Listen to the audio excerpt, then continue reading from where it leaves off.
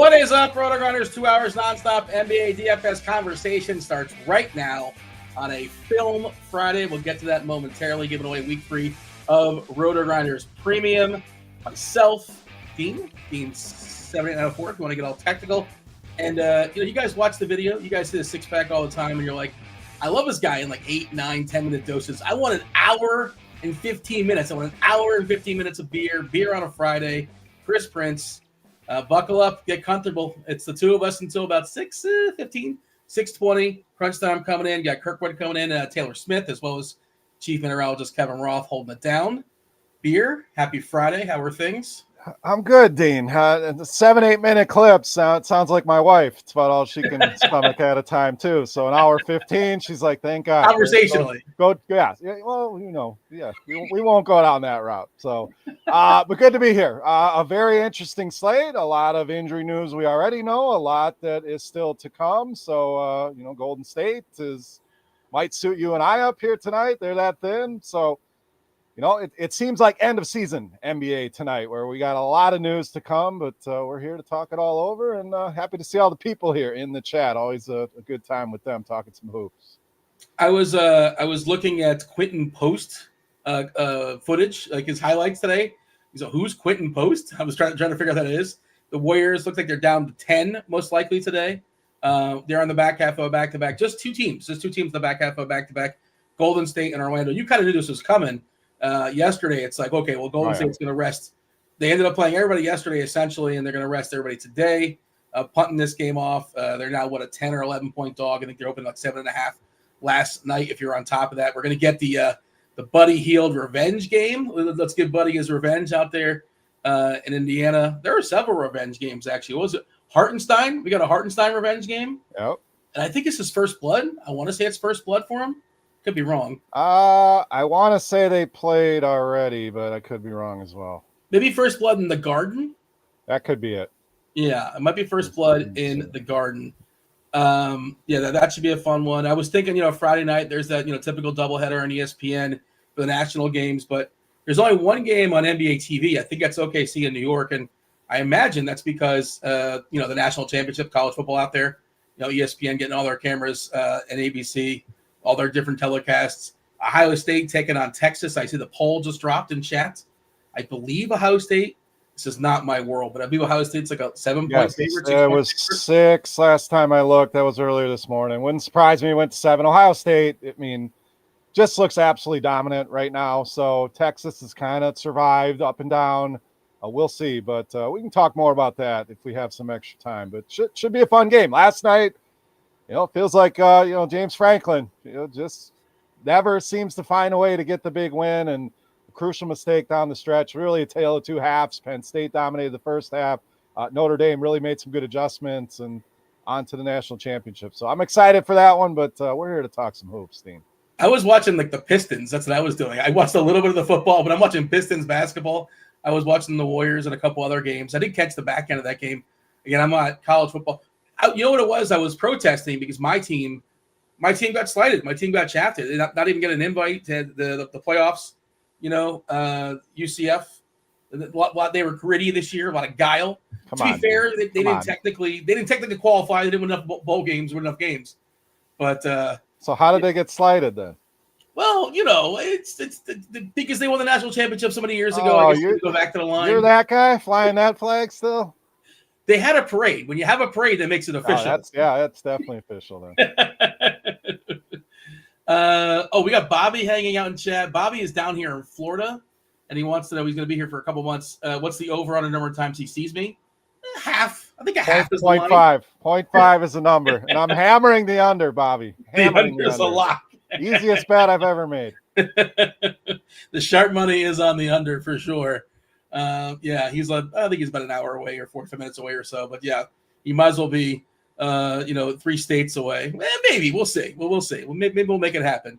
We'll get some inside information. Somebody commenting about my bar, thinking it was a real bar. I wish it was a real bar behind me, but unfortunately not. It's the power of graphics. So maybe one day we'll get a nice bar up. For now, we got what we got. And that's not even like green screen. That's like old school, like giant picture, right? If I'm seeing old that school curtain hanging behind me. So it's been with me for years. Again, I'd love to see a real bar back there. Someday we can make that happen. But for now, we got what we got. Okay, so AK Boy says all I need to take down this Slate is to hear Dean sing. I might swerve, bend that Comer. What song is that? I'm drawing a blank. I don't know what song this is. Steve, you got to help me out. Steve might have to help us out here. Oh, is this? Yeah, I don't know this. I don't. This hold on tight. We've been talking about this all week. Apparently, the Ball brothers, one of the other brothers. Oh, yeah. Okay, that's right. I just saw that the other night. I'm like, I had no idea he was into music. I knew who he was. I knew he was the third of the Ball brothers that likely wasn't making it into a basketball career, but yeah, good for him. These guys, this whole family, I mean, the dad with the shoes and everything going on, I mean, they just find a way to be relevant. Pretty amazing. So is there a fourth brother? It's just like a carpenter or something? Just I'm not sure. I know there's three. I don't know if there's another one. And Dean singing is not what you want. I know Dean well, and not where we want to go here on this show. Yeah. My karaoke game is pretty rough. Although karaoke, you got to be really, really good or really, really bad, right? If you're in between, that's not fun. You got to be either horrendous or spectacular. Yes, and the worse the better. I mean, let's be honest. It's kind of like a bad movie. Like you watch it because it's so bad, and you love it. So same with karaoke. Unless somebody's up there, I've seen some people who are like, damn. I mean, they should be singing for a living. They're that good, and people that shouldn't be up there at all. And those are definitely the people you want to watch. I have a video. I don't think I'm allowed to release it, but I have a video of Kevin Roth karaokeing, and it is spectacular. One of these days, I'm going to get him to sign the release. But at one of the RG parties, he was incredible. He was very, very good. That's somewhere I was going through. Every once in a while, you go through your phone, I guess. I'm like, oh, what is this? And maybe this could be our transition from our show into crunch time. Is a little soothing tones from Kevin Roth. We just got Zion is suspended for a violation of team policies. So, okay, I guess he's not playing tonight. He's suspended one game. I mean, this guy, I ask myself the question, like, sometimes you just have these guys that it seems like, do they really want to play? Do they really want to be out there? Or is it this many injuries? I have this question with Deshaun Watson in football. Now, suddenly another, ruptured, whatever. So there's just certain guys that, are they just there to get paid? Or are they just, do they really even want to be out there? Zion's definitely on that list. Yeah. He's I guess he's not playing. I guess he's not playing tonight. We'll have to adjust the core. They're without Herb as well. Herb Jones out for a long while. Man, the New Orleans felt like a team that was coming on like a year or two ago. You're looking at their roster. Yeah. This is a team on the rise. And maybe not. The DeJounte Murray trade hasn't worked out. I talked about the other day. Like Daniels probably looks like a better player straight up for getting contracts, just kind of like helping you win. He would look really good for New Orleans right now. Okay, let's we'll adjust the rankings. Well, you mentioned this isn't your first rodeo. It's not your first show. You know about seamless transitions. You mentioned movies, beer.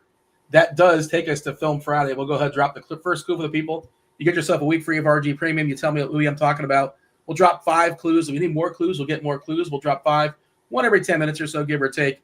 And give me the Discord. Give me the Discord. RotoGrinders.com/Discord live stream chat channel. Tell me the answer, what movie I'm talking about. No MMing. You cannot mass multi-entry. Only one guess per clue drop. First person to tell me what movie we're talking about to get yourself a week free of RG Premium. And the first clue, beer, is Marvel. Marvel. That is our first clue. Get in the Discord. Everybody else in chat. You never make this easy. So all of the easy answers that are coming to my head now are instantly eliminated. Well, maybe I'm doing the reverse move, where now I'm outthinking you. Like I anticipated you thinking that, and now I did make it easy. How about that? Could be. We'll see. Could be. You're going to get a lot of Marvel guesses coming in now. Iron Man's, things like that. You're giving away the answer. You're just by you might have just said it for all I know, because I'm pretty sure it's in the YouTube chat, so it wasn't me. I'm just copying Izzy B24 here with his Iron Man 3 guess. And you, of course, you get to play in our little in our side chats. By all means, feel free to fire off some guesses. You mentioned some injuries tonight. some of it up in the air. Of course, Joker still questionable with that sickness. He's missed a couple games with the sickness. They're massive favorites as is, 14-point favorites versus Brooklyn. So maybe they don't necessarily need to push it, right? It's one of those deals where if he's not feeling 100%, take another game. Who knows? We're not privy to the medicals. But yeah, no, it's also the last game of the night. And there's a game at 8, there's a game at 9, and maybe we don't know the Joker stuff till 8 o'clock. And, you know, if you have a 1v1, you're kind of stuck, especially if it's center. So plan accordingly. Plan accordingly. Who knows when this news is going to come out? Maybe set up a 2v2 or that kind of thing. Because certainly we have the money to pay for Joker. If you want to pay for Joker, it's not hard to do it on this slate. Right, but there's no clean one-for-one swap. With the amount of money you're paying for him, you're going to have to set up something, and you're likely going to get him very low-owned if he does play. So you just have to get creative with it. You just don't have that salary there. So, you know, him and a cheap piece that you could swap to a Westbrook and something upgrading that cheap piece, something like that, I think would work. Yeah, and if like he's out, I'm thinking the other way too. Like if he's out, Westbrook would look really interesting. Potential triple-double, you know, against Brooklyn here. Not saying it's going to happen, but he would obviously get a big projection jump.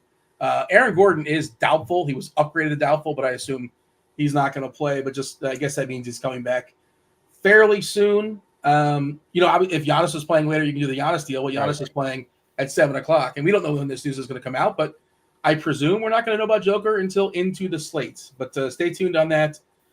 Again, we just lost Zion, add him to the list of Brandon Ingram and Trey Murphy and Herb Jones. And DeJounte Murray is questionable. So, man, that could be on Jokic. I mean, they're playing a skeleton crew here. So even if he's feeling better but still not feeling great, are they really going to roll him out there? I doubt it. Don't really need him to beat this current iteration of the Brooklyn Nets. So it's dicey for sure. Well, Ben Simmons is back. I'm not sure if you saw that. So. No, I changed everything I just said. My apologies. Ben Simmons makes all the difference in the world. He is available now. Chicago and Washington, the two teams that give up the most points in basketball, are facing each other. Chicago, their stuff is clean, nothing really new, but Washington has several players that are questionable. Rashawn Holmes questionable. The big one, I guess, is Jordan Poole. Sarr as well. If Sarr doesn't go, it might be a Joval season against Vooch. But, yeah, just kind of note this stuff. De'Aaron Fox, he's got that butt, so he can't play. Cat is questionable. I assume Cat plays. We'll talk about it. We'll know. Well, I guess we'll know that one at 7 o'clock. That's just the way New York does their stuff. They're going to say game time, and then they'll give you the starting lineup basically at 7 o'clock. So that's probably when we're going to find out right at the bell. But I feel pretty confident that we get Cat here on a Friday night. Anything else of note before we dive in and go game by game? I think you hit on most of them.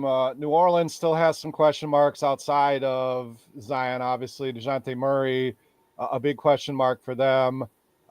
We mentioned Golden State. That's an easy one. Indiana, Halliburton and Turner, questionable. Yeah. So that's another one that we'll keep an eye on. I think you hit on everything else. So let's see. Some guesses in the Discord channel. Philly Laker, who won earlier this week, I believe, Indiana Jones. That's not correct. Steve is guessing Joker Part 2. Oh, man, I do not recommend that.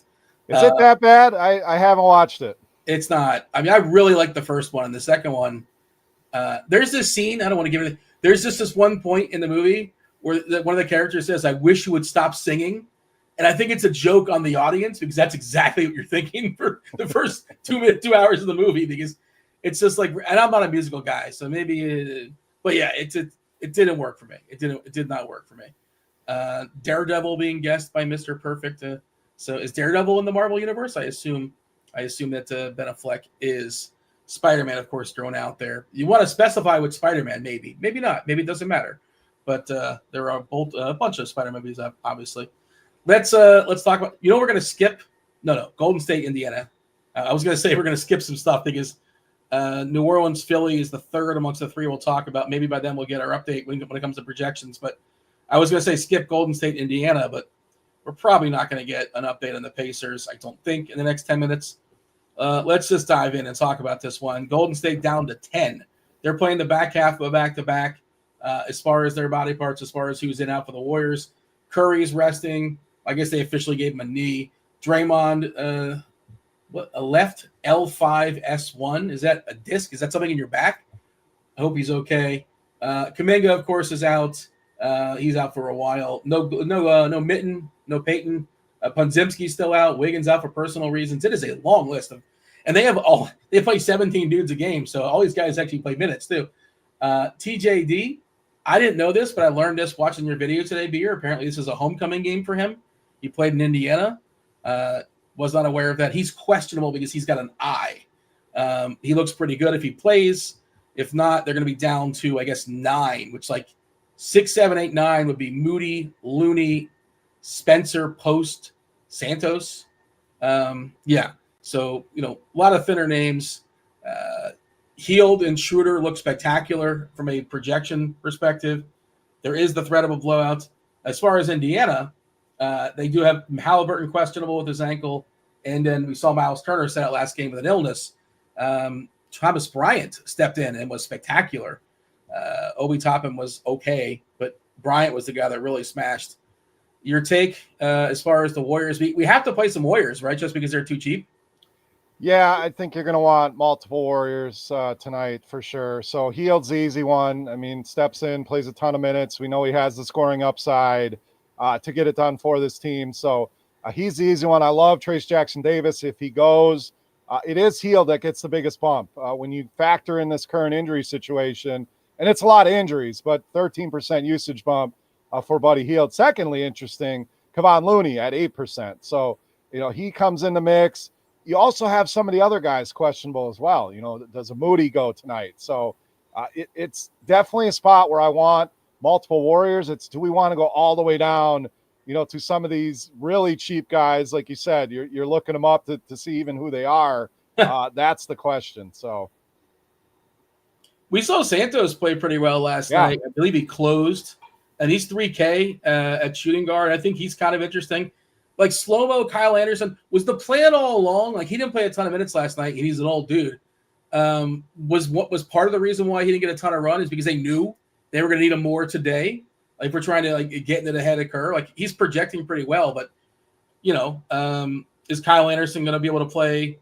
What do we have him for? About 27 minutes or so? I'm just guessing right now, but I can't pull it up. 27, I nailed it. I just won both Showcase Showdowns. Yeah, we got 27 for Kyle Anderson, 27 for Moody. But Moody officially probable, so we're expecting him to play. Okay. And also, in chat confirmed from I assume resident Indiana person, Hoosiers hang banners. Lots of friends and family for TJD. He grew up just south of Indiana, Indy. So I would imagine he's going to do his best to play, despite the fact he has his eye. And typical Warriors fashion, Beer, we have a lot of guys in the 20s, right? TJD 28 minutes, Waters 28, Anderson 27, Moody 27, Santos 27, Looney 20. The thing with Looney is, like, the one thing they have is they have bigs, right? If TJD plays, they got TJD, they got Looney, and then I don't know if Post is going to play or not. I imagine he gets a little bit of run. We're giving him a minute. I think he plays. Why not? You called him up. Yeah. Can you power rank the Warriors? I think I like Buddy the most. I feel pretty good about Buddy. Now he's going to be 50%. And, oh, yeah. 50% is a big number, but he's going to have to shoot a lot. Obviously, we got him projected for 32 minutes, and then the Schroeder, probably the first guy out if this game gets ugly. Mopper would probably be like Waters, I suppose. I don't know if Moody would mop because he's been dealing with that injury basically all season long. They've been kind of babying him. So I'm not certain he would mop. Can you give me the power ranking of like your top 3 Warriors? Buddy Hield, definitely number 1 for me. Jackson Davis, number 2, if he's able to give it a go. So we'll just pretend that he is playing and in this homecoming return. Number 3, I'd probably go Kyle Anderson. Schroeder, I'm not super interested in. I know he can pop off for some big games, so could be wrong there, but he'd probably be 4th. And then you're really throwing darts. The guy I really don't want is Looney for the main reason that you mentioned. I agree. Jackson Davis is in. They have bodies. I know he's cheap, but never a guy they're going to run out there for a ton of minutes. And you're really counting on ancillary stats from him. He's not a guy that's going to go out and score 15, 20 points. So, you get into the Moody's, the Waters, the Santoses of the world. I probably trust Moody the most, but Santos did look good down the stretch. Now, does he get the same amount of run, the same amount of shots that he had, as he is as efficient as he was last night. I don't know. I don't think you need to go there, but to me, Buddy's a lock in cash games, even in tournaments, can still get different. And then Jackson Davis, and then Kyle Anderson and Moody are my favorites. What about the Pacers? Well, we got to wait on the news, first of all. But if Halliburton's in, I like him at this price. Obviously a good matchup here. Very little defense from them in Golden State guards. Turner is interesting. If he is out, where do we go? Where do we pivot? Is it Brian? Do we go back to Obi Toppin? So I feel good about Halliburton. If he's out, big bumps, obviously, to some of the other pieces. Mathurin gets a much bigger role. Siakam gets a much bigger role. And then you get into the Nemhards, McConnells of the world that would become very viable as well. So tough to say without knowing the news. But if Halliburton's a go, I do like him at this price. Yeah. Do the Pacers possibly say, look, the Warriors are resting a bunch of dudes. Maybe we give Halliburton a day. Maybe we give Turner a day, an extra one. I don't know. But it's worth monitoring, I suppose. Or just get the W, right? They're not playing tomorrow. They didn't play yesterday. So it's an island game. They're a rested team. So maybe just beat up on Golden State and feel good about yourself. We'll know this. If we don't know this, Crunch Time's going to know this because this is a 7 o'clock game on the East Coast. And they'll have the starting lineup at some point. And possibly we get some news as the show progresses. Anything else as far as the Warriors and Indiana? No, I think we hit on everything. Okay. Bucks, Magic. We just got the news. No surprise that Banchero is going to have a minutes restriction. Sure. I mean, that kind of expected. By the way, Halliburton and Turner both officially in. Just got that. So there you go. So forget about your dreams of Timothy John McConnell. That's not happening. Unless you think the game gets really goofy and he has a fun time in the fourth quarter or something like that. Okay. Next game, Beer, your Bucks in Orlando. 212 is not a very appealing number. 212 is our total. The Bucks are 7-point favorites. Banchero officially in. Gonna have a minutes limit. Everybody else is gonna get part of their play eaten off of. So everybody else looks kind of weaker, with the exception of maybe Cole Anthony. And I don't think you can play Banchero because he's gonna have a minutes restriction. They're asking for full price, and we're getting 75% of the output. So long story short, the Magic are kind of basically sort of a cross out, unless you think Cole Anthony is still some meat in that bone. But of course, he's going to lose a little bit of usage as well to Banchero. Other body parts, nothing new. Harris is out. All the Wagners are out. Suggs, of course, still out for Orlando. Milwaukee, Lillard had that Q tag last time, midday downgrade. He played through it. He's probable tonight. Middleton, they came out and said Middleton's going to be coming off the bench for the foreseeable future. Ryan Rollins is questionable, doesn't matter. A.J. Johnson's out, doesn't matter. This is kind of a not terribly interesting game, unless Beer, you think Giannis is just going to be the highest scoring player on the slate, and we have money for raw points. How do you feel about Bucks Magic? Kind of ugly. I mean, not a game I'm going to have a ton of exposure to. Giannis, you can always make a case. We have the money with all the savings in Golden State, but I think there's better places to spend, honestly, than Giannis. If you land on him, you got that much money left. You were eyeing Jokic, something like that. Okay, it makes sense. But outside of that, no other Bucks I really want to go to. They're pretty healthy right now. I still have interest in Cole Anthony without Jalen Suggs in that lineup. Should be involved, as a distributor and a guy that can get it done in a lot of different ways, contributes across that entire stat sheet. So going to take a little bit of a hit, but with the current injuries, he is the guy that gets the biggest usage bump on this team. I want to say it's right around 6%. So Cole Anthony here, if you want to go Giannis, I understand, but outside of that, not a ton of interest in this game. Just ran some optimal stuff, like some bells, some whistles, some variants. Very first optimal has 4 Warriors on FanDuel. You can't have 5. They won't let you have 5. They'll give you 4. DK, 4 Warriors in the first one, and the second one, and the third one's got 3. Then we're back to 4. So, again, really, really hard to avoid them. I should have asked, are you capping them? No more than 3? Is there a thought process there? I don't mind going 4. Okay. It really opens up a lot, and they are that bare bones. It's not like a situation where some teams – you have all these guys filling in, but you still have a couple of the middle to high end pieces. Say if Wiggins was questionable or playing, it'd be a lot tougher to load 4 of these guys in, but no Curry, no Wiggins, no Draymond. I mean, Podziemski. I mean, there's just so many guys out that these guys are going to play, and they're cheap. So if you want to go beyond that, I think 5 is probably a bit extreme, but I don't have any issues with 4. 3 is probably the sweet spot. It's stars and scrubs slate. It's warriors and stars basically is the slate. That's kind of what we're looking at. It's really straightforward. Goofy stuff happens all the time, but yeah, we're seeing Warriors with 76ers we'll talk about in a second, some Bulls, and possibly Joker. Joker's projecting well because he's spectacular and the money is not that hard to find. Of course, again, plan accordingly because that can go awry. It's possible he gets ruled out at 8:01 and there's no other games left, and you don't want to have a 1v1 there. That's not even a good game for center 1v1, right? Because we're talking about, like, if you're just talking about center and center only, you're in trouble. Claxton or DeAndre Jordan, you want to leave like 7K on the table? You probably don't. Probably not advisable for basketball. Second clue beer for Film Friday. You had a guess. You guessed Deadpool and Wolverine. I'll let the people know that's what you guessed. That is incorrect.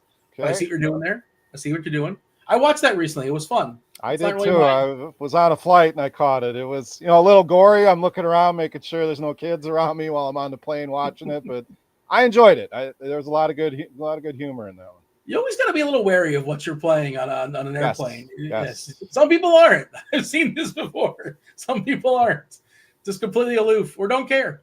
But yeah, I enjoyed the best. And I don't know if it was a friend of mine or somebody shared this with me, but when they go to their announcements, your screen freezes and there's just a screen on this sex scene that's locked in while they're making this long announcement. Then the person's trying to, cover it up. And the 10-year-old next to you. Yeah. You got to be careful because that can happen. And some of them announcements, they want to go on and on and on and on and talk about everything. So check your surroundings.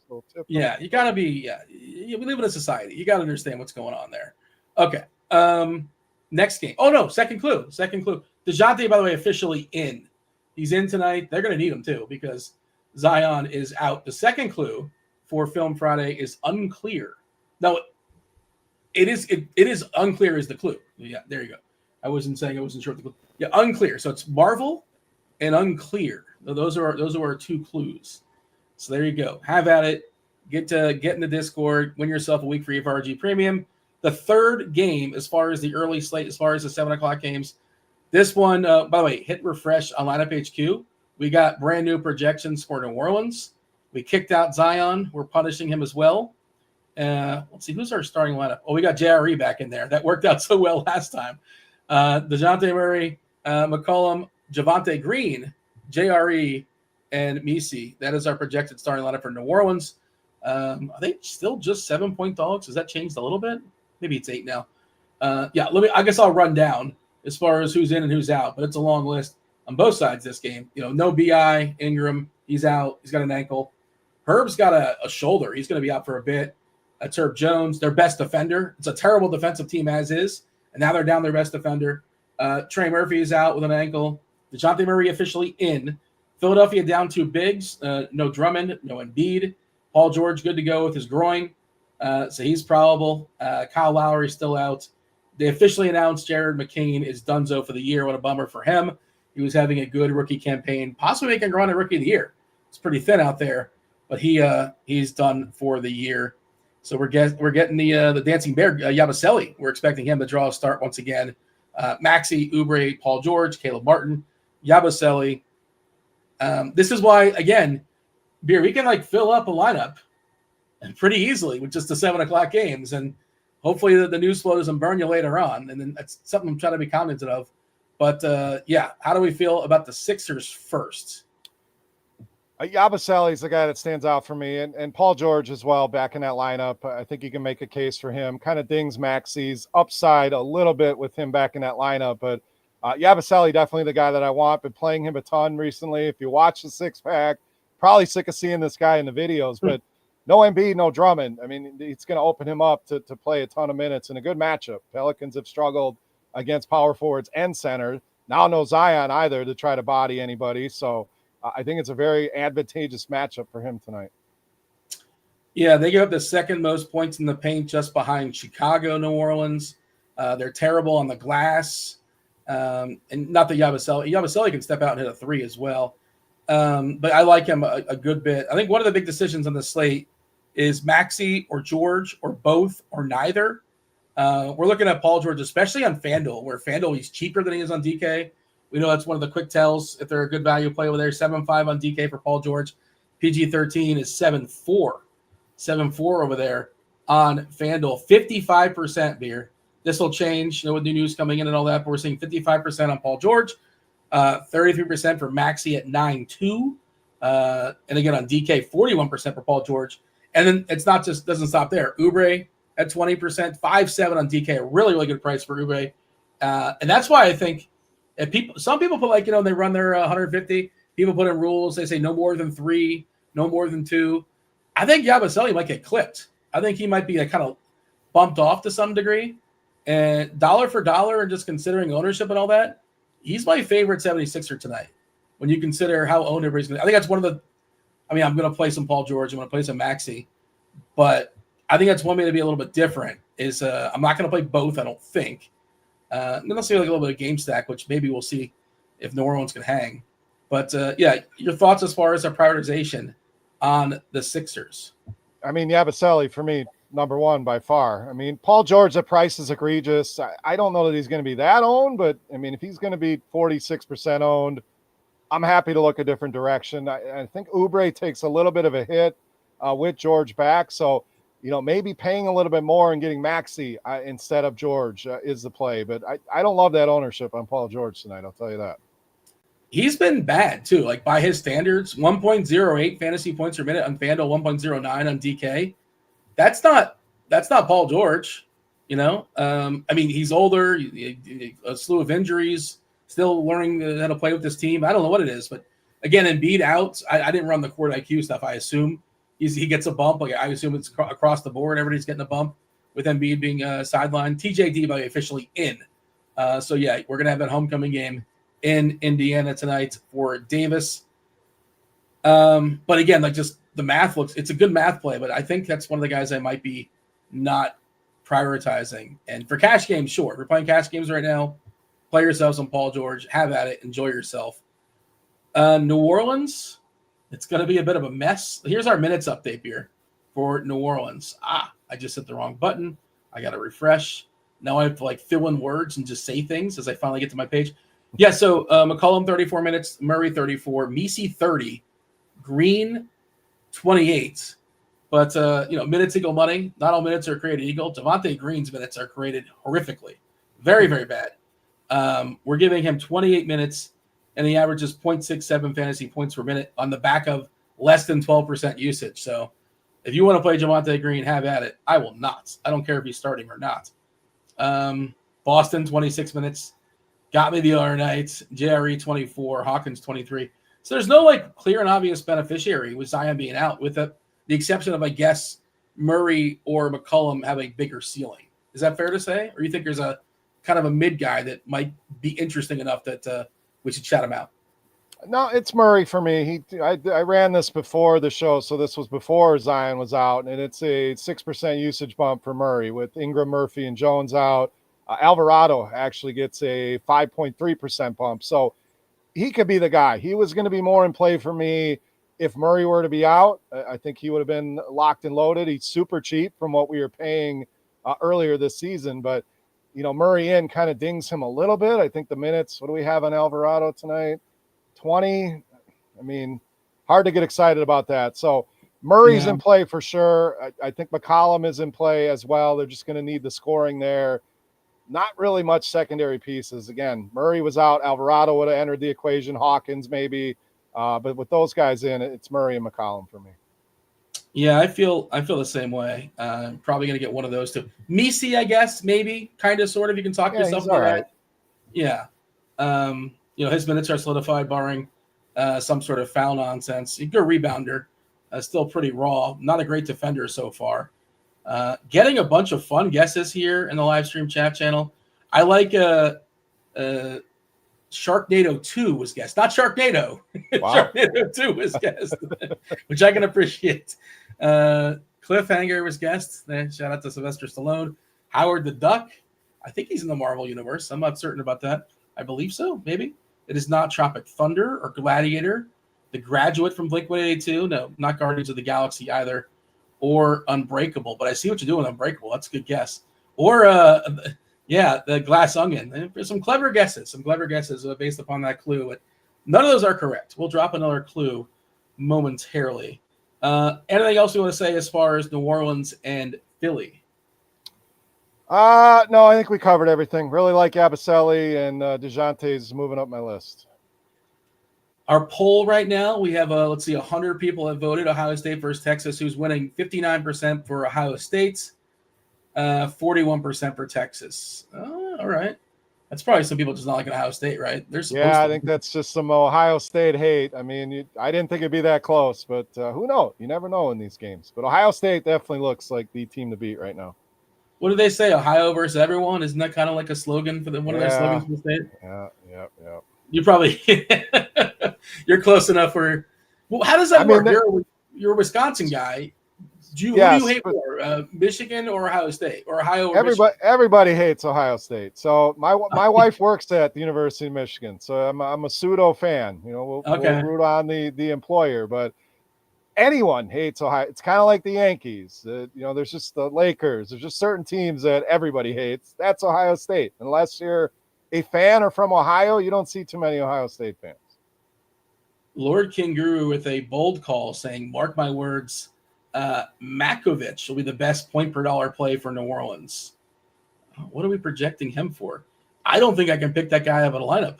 I'm pretty sure, unless it was him and the cast of Friends. I'm like, okay, I'm pretty sure that guy wasn't on Friends. He's projected for 2 minutes. Okay, yeah. So somebody's right here and somebody's wrong. That's. All right. Some more. Let's go ahead and drop that third clue because I see Hoosiers Hang Banners in chat says, I've got your movie, Dean. So call the shot. All right, by all means. If you're calling the shot, get ready as we drop the third clue for the people. As I pull up what I put as the third clue. The third clue is cancer. Yeah, Marvel, Unclear, and Cancer. Those are our three clues. Get in the Discord channel. Tell me what movie I'm talking about. Is there a movie about Zion I don't know about? Because he's a Marvel. His intentions are unclear, and he's definitely a cancer for this New Orleans team. So was he in the second Zion movie? That's my guess. He might have been in the second space. Was he young enough for that? I don't know, or old enough for that.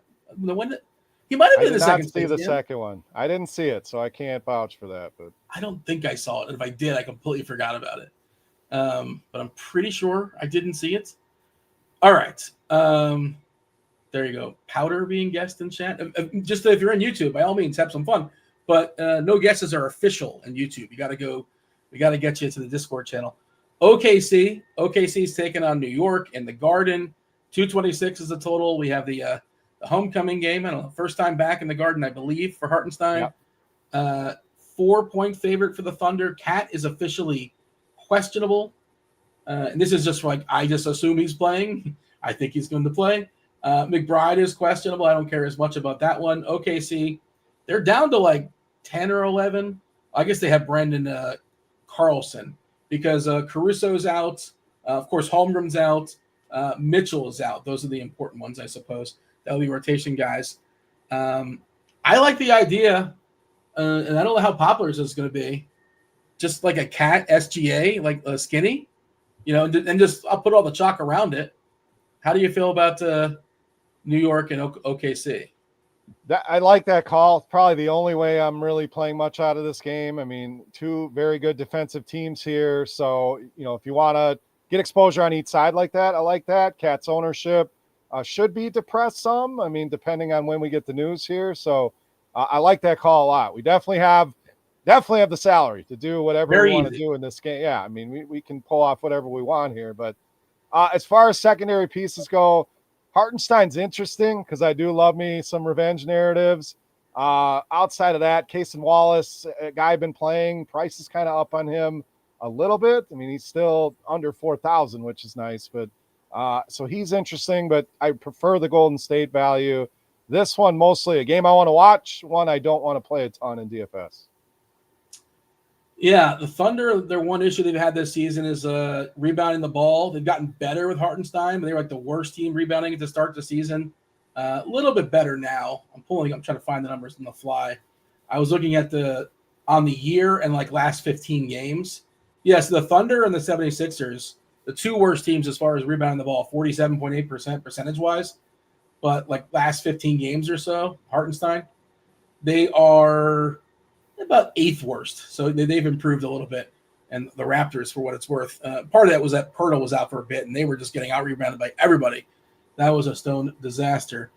I'm kind of with you, though. I think it's basically the stars. I think Cat plays.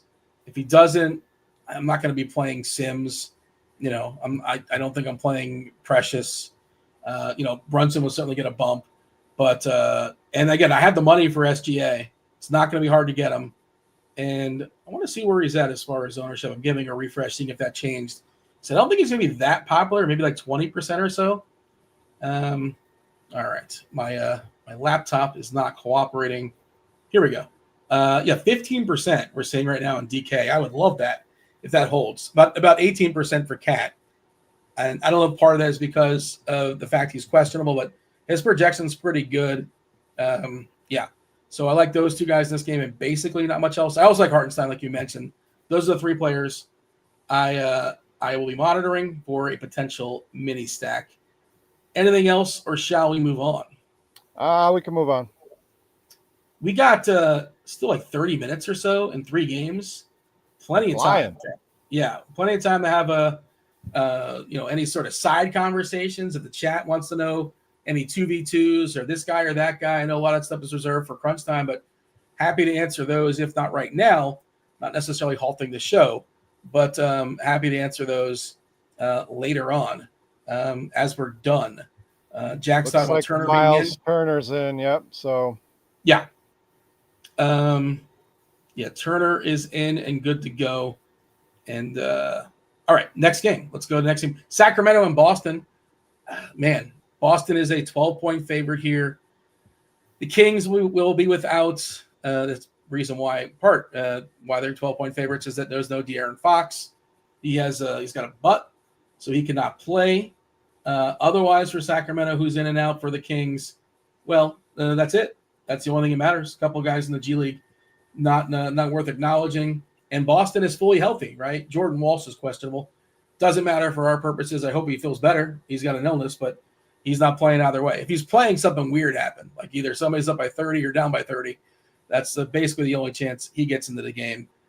But Sabonis gets a bump, right? You can play some Sabonis. Yeah. I don't really love the matchup here. We've seen Monk, a ton of usage, a lot of assists.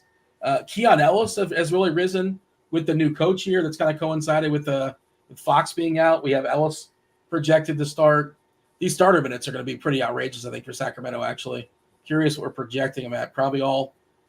Yeah, I mean, the only thing is the possible blowout, but 35 for Sabonis. I could see that being even more if this game is close. Ellis, 34. Monk, 34. DeRozan, 34. Murray, 33. Really tight rotations here for Sacramento. Lyles, Herter's been kind of phased out down to 20. Not much else going on there. And then we have a fully healthy Boston team, which, Beer, I'm never going to tell you can't play Jason Tatum. You can always play Jason Tatum. I'm not going to discourage it. But he's not like a big priority for me. If I land on him and it works out perfectly in a lineup I'm building, sure, I guess. Is that how you feel? Yeah, kind of similar between Tatum and Brown. Like, all right, I'm in that zone. Like, okay, they're viable. Much more interested in the Sacramento side. Even in a tough matchup, like you mentioned, this is going to be a condensed rotation. So by the numbers, DeRozan gets the biggest bump when Fox is out at 4.5%. So I do like him. Love Sabonis in this spot. And then Ellis, it's hard to argue. I mean, the guy played 49 minutes the other night. So if I'm getting anywhere, in the 40s of minutes at 4K, he becomes one of the best values on this slate. So we have him for 34 minutes. I think that's about fair here. So Ellis, Sabonis, DeRozan, and then Monk is going to have to provide more offense. So I'd really like the Sacramento team tonight, even in this tough spot against Boston. Yeah, it's a well-rested Sacramento team. They needed that rest because they played double overtime versus Miami. That's how they got the 49 Keon Ellis minutes. But 49 out of a possible 58. But yeah, he's getting a ton of burn these days. Miami, don't get me started on my Heat. Well, we got time, Dean. What do you got to say about your Heat? And what's going on with Jimmy Butler? I mean, my goodness. I mean, he's got an expiration date, it seems like. He's happy and that has a good time for a couple of years. And I think the main thing is that Miami doesn't want to extend him. They don't want to pay him because he's injury prone. He's not as good as he used to be. He's 34, 35. He gets paid a ton of money. I like Jimmy. I know people seem to not like him. I like him. I don't know where he's going to get traded to. And I don't know where he thinks he can go and like who's actually wanting him when you consider all that comes with him. And he's not as good as he once was and how much he cost and yada, yada. And like, why would Miami want to get like Bradley Beal back? Like, who wants that problem? I don't know. I don't know what they're going to do. I would love it if like Houston or Sacramento or the Warriors thought that like Jimmy Butler was the guy they need, but I don't think that's happening, unfortunately. So I'm really curious to see how that goes, but I suspect he kind of sort of has to get traded. But yeah, it's a big old mess. And the Heat the problem is they're not terrible enough where they can, win some lottery stuff. Like they might have a couple ping pong balls, but they're not completely horrendous. They can't compete with the likes of the Nets. They can't compete with that, or the Raptors. Those teams are too good at being bad. So they're just stuck. Stuck in purgatory. I mean, there's no worse place to be than, you want your team to be a contender. If not, be awful. Get yourself a Victor Wembanyama, load up with some young pieces. But that middle where you're just kind of stuck, whether it's salary, whatever it may be, you've traded away a lot of draft picks. I mean, it's awful in any sport. NBA hell, man. The Bulls are a team that have been stuck in that purgatory for years, and they refuse to make a trade. They've made like one trade in the last 5 years. It's so strange. Like they've had the same mid team for so many years. Like, what are you doing? And maybe they'll trade their guys finally, but just a horribly run organization. Not to just pivot to Chicago. I always think of Chicago as like the play-in invitational should be named after Chicago because they're in the play-in game every year, and they will be again this year probably. They're definitely. You hear every year Levine wants to be traded. Everyone's interested in Levine. Never make a move there. Kobe White on the move. Vooch on the move. And never. And then they bring in, Josh Giddey. Okay, another mid option. Sure, he's great for fantasy. I don't know that he's carrying you to an NBA title. So yeah, there's a bunch of those teams that are just kind of stuck right now.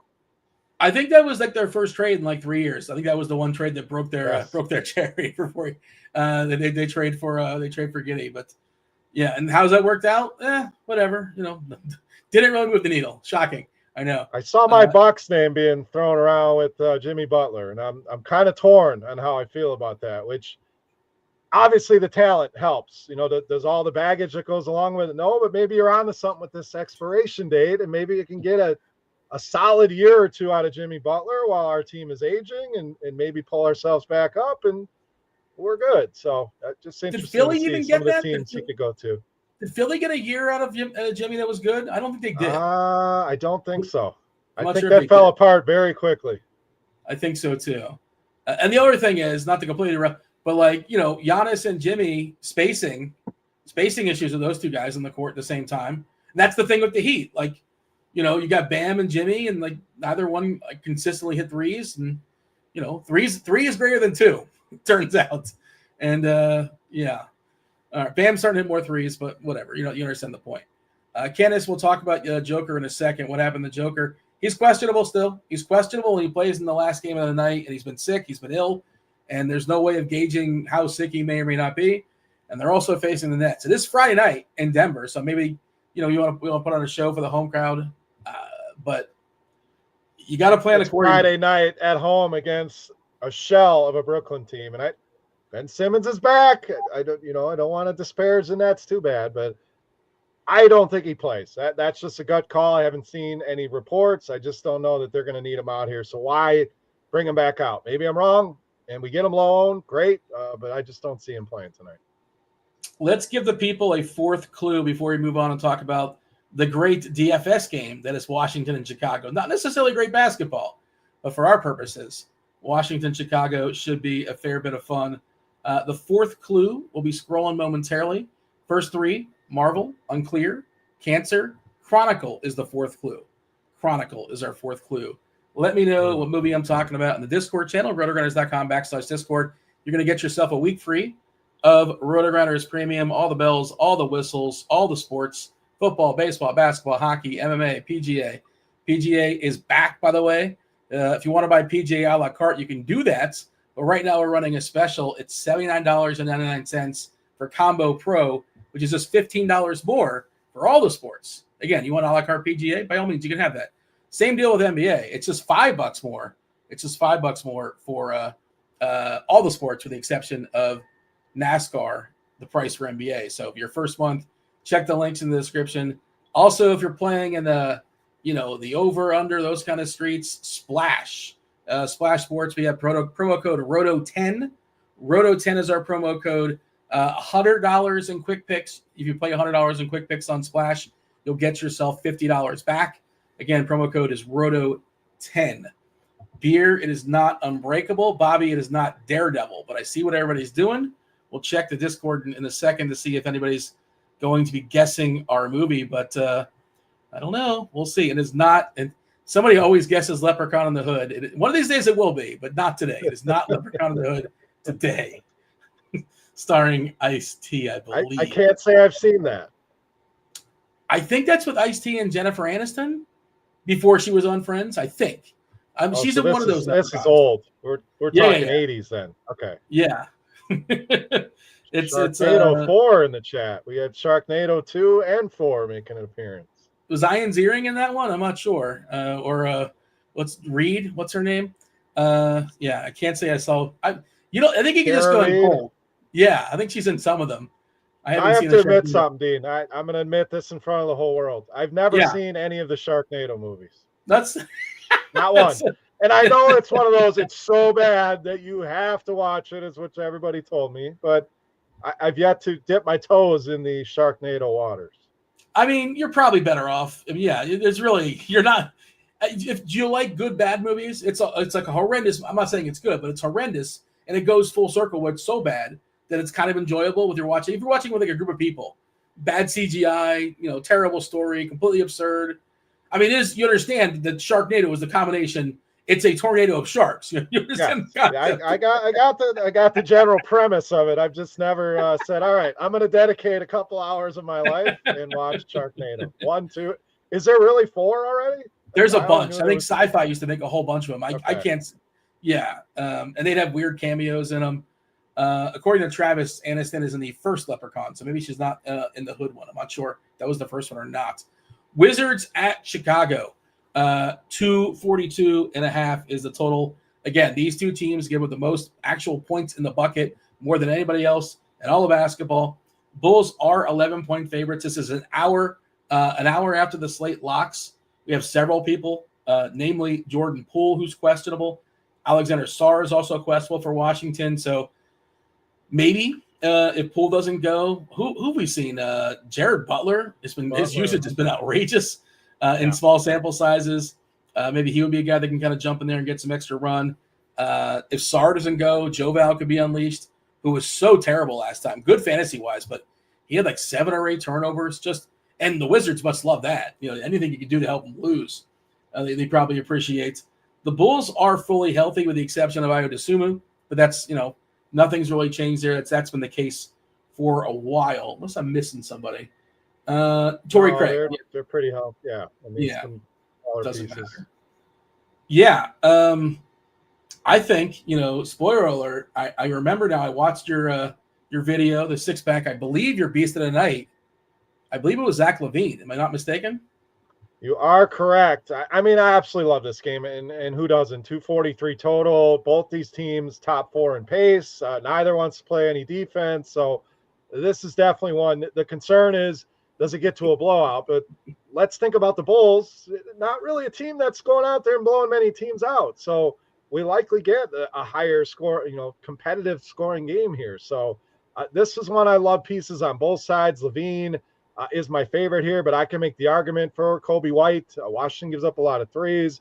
Giddey's been playing well. Vooch in a matchup with Washington. I mean, that's one of, if not the best matchup for any center. So Bulls, pick your poison. Washington, we're going to have to wait on the news here with Poole and Sarr, but if they're out, you mentioned Butler. He's going to have to step up. Valanciunas likely going to start and play more minutes. And Corey Kispert, a guy that's been providing them some offense off the bench here. Even Carrington gets a nice bump if those two guys are out, almost 5% for him. So this is one you can stack. You can grab a couple pieces from, one from each side, but certainly a game you're going to want exposure to tonight.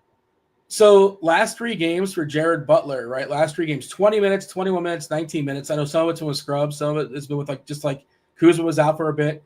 The usage his last game in 20 minutes, Beer, 43% usage. It took 19 shots.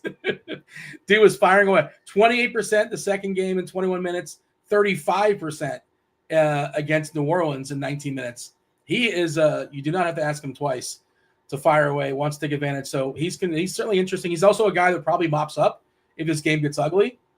So yeah, I think he's somebody you got to keep an eye on. I don't think he projects great right now, but again, if we lose Poole, he certainly could be unleashed. I'm just now realizing I did not tell Steve the answer to our to our film Friday, and I think I just saw somebody guess it, and I'm hoping it's the first person to get it right. So let me tell Steve the answer. I'm pretty sure I know who it is. We do have a winner for sure. But yeah, let me give Steve. All right, sorry. Just had to halt the show and type it along. I always give it to Steve, and I just forgot to do so. But we do have a winner in chat. We'll talk about it in a second. Yeah, any news coming in here? Mitchell's going to be out for 10 to 12 weeks there for OKC. It's a bit of a bummer. Marcus Smart, week to week, doesn't matter tonight. You're not going to believe it, but Karl Anthony Towns and Deuce McBride, they were announced as game time decisions. Could you? Shocker. Are you sitting down? Yeah, I'm shocked. I mean, I thought maybe today of all days, the Knicks would say, hey, Dean and Beer are on the show. Let's get them this news early. No, we're going to have to wait. Not surprised. Incorrect. Yeah, I wanted to see what are we currently projecting right now for Butler. We're giving him, we're only giving him 8 minutes. So you can't really, you just got to, plan accordingly. I don't know what we're doing on a Friday night. And we talked about potential 2v2 setup with Joker as well. There's a multitude of ways this can go, but just be aware that that's a possible route if Poole happens to jump out. And if we happen to lose Sarr, the Bulls give up the most points in the paint. And Joval's right there. I know Rashawn Holmes got some run last game as well, but I think Joval would probably get 25 minutes or so. We're currently projecting 20 right now. The only hiccup, Koulibaly. Are we afraid of Koulibaly defense for Levine? I'm not terribly afraid of it. It's not ideal, but he's pretty long. He's a good defender. We still like Levine though. Still like Levine. The guy is scoring at an unbelievable clip right now. In over 30, I want to say, in 5 straight games. One of those was against Washington. So, he can be somewhat capped. It can always be a Kobe White night. It can be a Vooch night, and that can kind of kill his upside. But at that price, I still like him because I think a lot of people are going to go higher in price with all the savings they have. And so this mid-range could go a little bit overlooked. So Levine kind of fits that bill for me. According to Izzy in chat, I trust Izzy, there are 6 Sharknadoes. Wow. I was blown away there could potentially be 4, and we're up to 6. So it's a good use of blown away. Well, maybe I'll just carve out 12 hours one day and be like, all right, I'm going all in on a Sharknado marathon here. Gather the family around and just have like a Sharknado marathon. It lasts about 2 minutes. Like, Dad, are you serious with this? My wife would give me the look and walk upstairs, and I'd be sitting there by myself. What do you think Sharknado's Rotten Tomato score is? See, this could go one of 2 ways. It could be high for the bit, or it could be awfully low. I'm going to say it's low. I think most people will be like, "Yeah, this is terrible." I get the bit. It's ridiculous, so it's good. But I'm going to say, is this on a 0 to 100 for Rotten Tomatoes? Correct? Yeah, IMDb is 1 to 10. You have the actual number? Well, there's 2 different scores. There's the audience. There's an audience number, and there's a critics number. I'll tell you, the critics is a small sample. 22. Only 22 critics could stomach the idea of reviewing the original Sharknado. But it is funny, the disparity between the two numbers. I'll tell you in a second. So audience, I'll say in the 60s, and critics somewhere around 18-20. Well, that's the funny thing is you think of the critics as kind of snooty and they want like their Hollywood, whatever. This is not a classy movie. 77% from the critics, 34% from the audience. Wow. Yeah, that's backwards. Yeah. And yet they still made 5 more. So there you go. Critically acclaimed Sharknado. Who would have thought? Who would have guessed it for sure? We have 137 votes in the Ohio State versus Texas and about less than half when it comes to actual likes. Hit that like button if you don't mind. Subscribe, turn on those notifications, hit all the buttons, hit everything. 10 minutes or so, we got Taylor Smith, Kevin Roth, Kirkdiese, Kirkwood, leader of the Juggalo Nation. An hour after Washington, Chicago is Brooklyn, Denver. Again, plan accordingly. Don't know if Joker's going to play or not. Don't know when that news is going to drop. 219.5 is the total. Denver is a 14-point favorite here. Gordon, of course, is still out for Denver.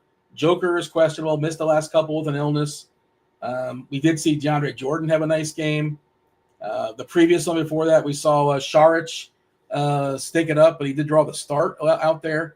It's kind of tricky to figure that out. As far as Brooklyn, no Cam Johnson, no Russell, no Cam Thomas, no Watford, no Whitehead. We're expecting Ben Simmons. We're going to have 10, though. Last time we had 8. We got a couple more guys here for Brooklyn. They brought in some reserves. Ben Simmons, Keon Johnson, Zaire Williams, Clowney, and Claxton are expected starters for Brooklyn. What is the plan here, Beer? It's tricky for Joker because, again, we have the money for it if we want it. It's going to be tough for me to click that button. I've kind of messed around with it and started setting things up. And, you're going to have to be plugged in for a couple hours, which most of us will be anyway. But even if he plays, Dean, do they just totally unleash him where he plays a full game? And do we expect Brooklyn to stay competitive? The spread certainly indicates this is not going to be a competitive game. Our eyeballs can tell us this is not going to be a competitive game. So I don't know that I'm going there. To me, the only benefit is late news, low owned, guy with the highest ceiling on the slate. Understand all that. But I don't know that he plays. And even if he does, do they run him through a full typical Jokic competitive game? I just don't see it. So not trying to steer anybody. I'm just telling you what I think. I don't know that he plays. I don't know that he's worth it if he does play. I think he might get a quicker hook if the game's getting out of hand. But I do think if he's playing, like it's the old Breaking Bad, like half measures. You don't want half measures. If he's going to play, let him play. If he's not going to play, at full-fledged, then don't play him. But you never know. These things are just really, really hard to predict. But like if it's like a 17-point game with 8 minutes to go, maybe they don't bring him back in immediately. We kind of wait it out and see how it goes. Maybe it's something like that. If he doesn't go, I think Westbrook is really interesting. Murray, sure. Porter's fine. I don't really like anybody on Brooklyn. They're all sort of priced. They're getting a couple more guys back. Not that it really matters, but I guess life would be easier for Claxton if Joker's out, right? But, he's going to play 28 to 30 minutes. He's 6'3" on DK. Where's the meat in that bone? It's hard to get excited. Clowney might be the one guy, but, there's no real alpha here. We joked about Ben Simmons being back. He's certainly not the alpha as far as taking a bunch of shots. I don't know, but I make several lineups, and I think I'm gonna at least try to figure out a way to have Joker and a way to plan off him if things go awry. But I don't know. It might be more trouble than it's worth. And I might just say screw it, get the SBA. I think if you're gonna do it, you make sure that Westbrook is a pivot, because I like Westbrook if Jokic is out. Without Gordon and Jokic, we're talking a 8.5% usage bump for Russell Westbrook. So just a massive number if he's out. So use Westbrook and then see what the other piece looks like rather than, oh shit, I got $12,900. I got to figure out how to spend here. So that would be the way that I would do it, to make sure Westbrook's a part of that. And then you can add on, maybe a piece out of that Washington-Chicago game, something like that, where it's still a later game. So I'm not against doing it. Again, I don't want to steer people the wrong way here. But if you're going to do it, Russell Westbrook should definitely be a part of that. Brooklyn-wise, Dean, your guess is good as mine with this team. I mean, it's a collection of likely G League talent here. So Clowney was big the other night, but the Simmons back affect that at all? Does he still get similar usage in shot attempts, things like that? I've been mixing, matching some of the guys. Martin gets the biggest usage bump with the injuries.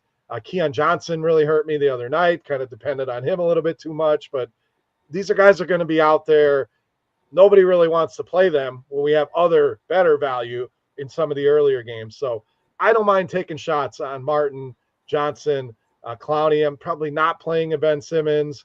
That's probably the extent for me. And in Denver, it's Russell Westbrook for me. Don't mind Jamal Murray. Pretty much about it. Get your questions in. We'll knock out some questions here in the YouTube.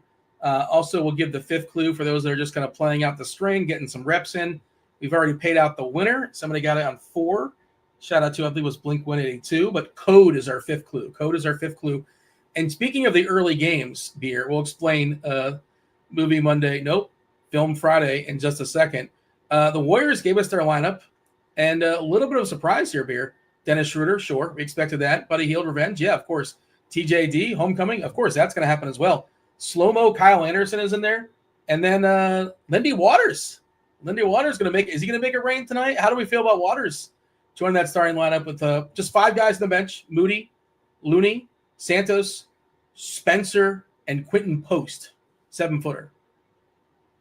Waters is interesting. You kind of lump him in with the rest of these guys, the Moody's of the world, some of the cheaper plays on that team. So, I want to see if we have we had him projected 28 minutes. So he's certainly interesting. This is a team you're going to mix and match, take different shots, take different combinations. A few of these guys are going to hit. They're not all going to hit. So I would be mixing and matching different combinations here with Golden State. If you're just joining us, Hield, obviously the headliner here. I really like Trayce Jackson-Davis in this spot. Both guys, a little bit of a narrative. Hield coming back to the Pacers. TJD coming back to where he grew up and played college ball. And then it's matching, Moody's, Waters, Schroeder I don't really love. Kyle Anderson I think is a better value at 3,500, but multiple Warriors tonight for sure. I want to see how our minutes projection has changed for Golden State, how much it's actually changed. Starting for Golden State is not the same as starting for other teams. They just sort of like switch these guys in and out so much. 34 for Schroeder, no surprise. 32 for Hield. TJD 28, Waters 28, Anderson 27, Moody 27, Santos 27, Looney 20, Spencer 16, and Post 1 really sad minute right now. It's a hedge minute. I bet he plays. I will take over a minute. He'd play. I would give him 8-9 minutes. I understand the projection, but he's going to play a little bit. Yeah, typically they don't go 9 in Golden State, right? They like to go 11, if not more sometimes. We'll see. And this game might blow out too, and that's a good way to get the over in the back door. I goofed, by the way. I announced the wrong winner, so I'm glad Steve went back and corrected and confirmed. It is Zidiot actually took down our Film Friday. Beer, do you want me to explain how we got there for Film Friday?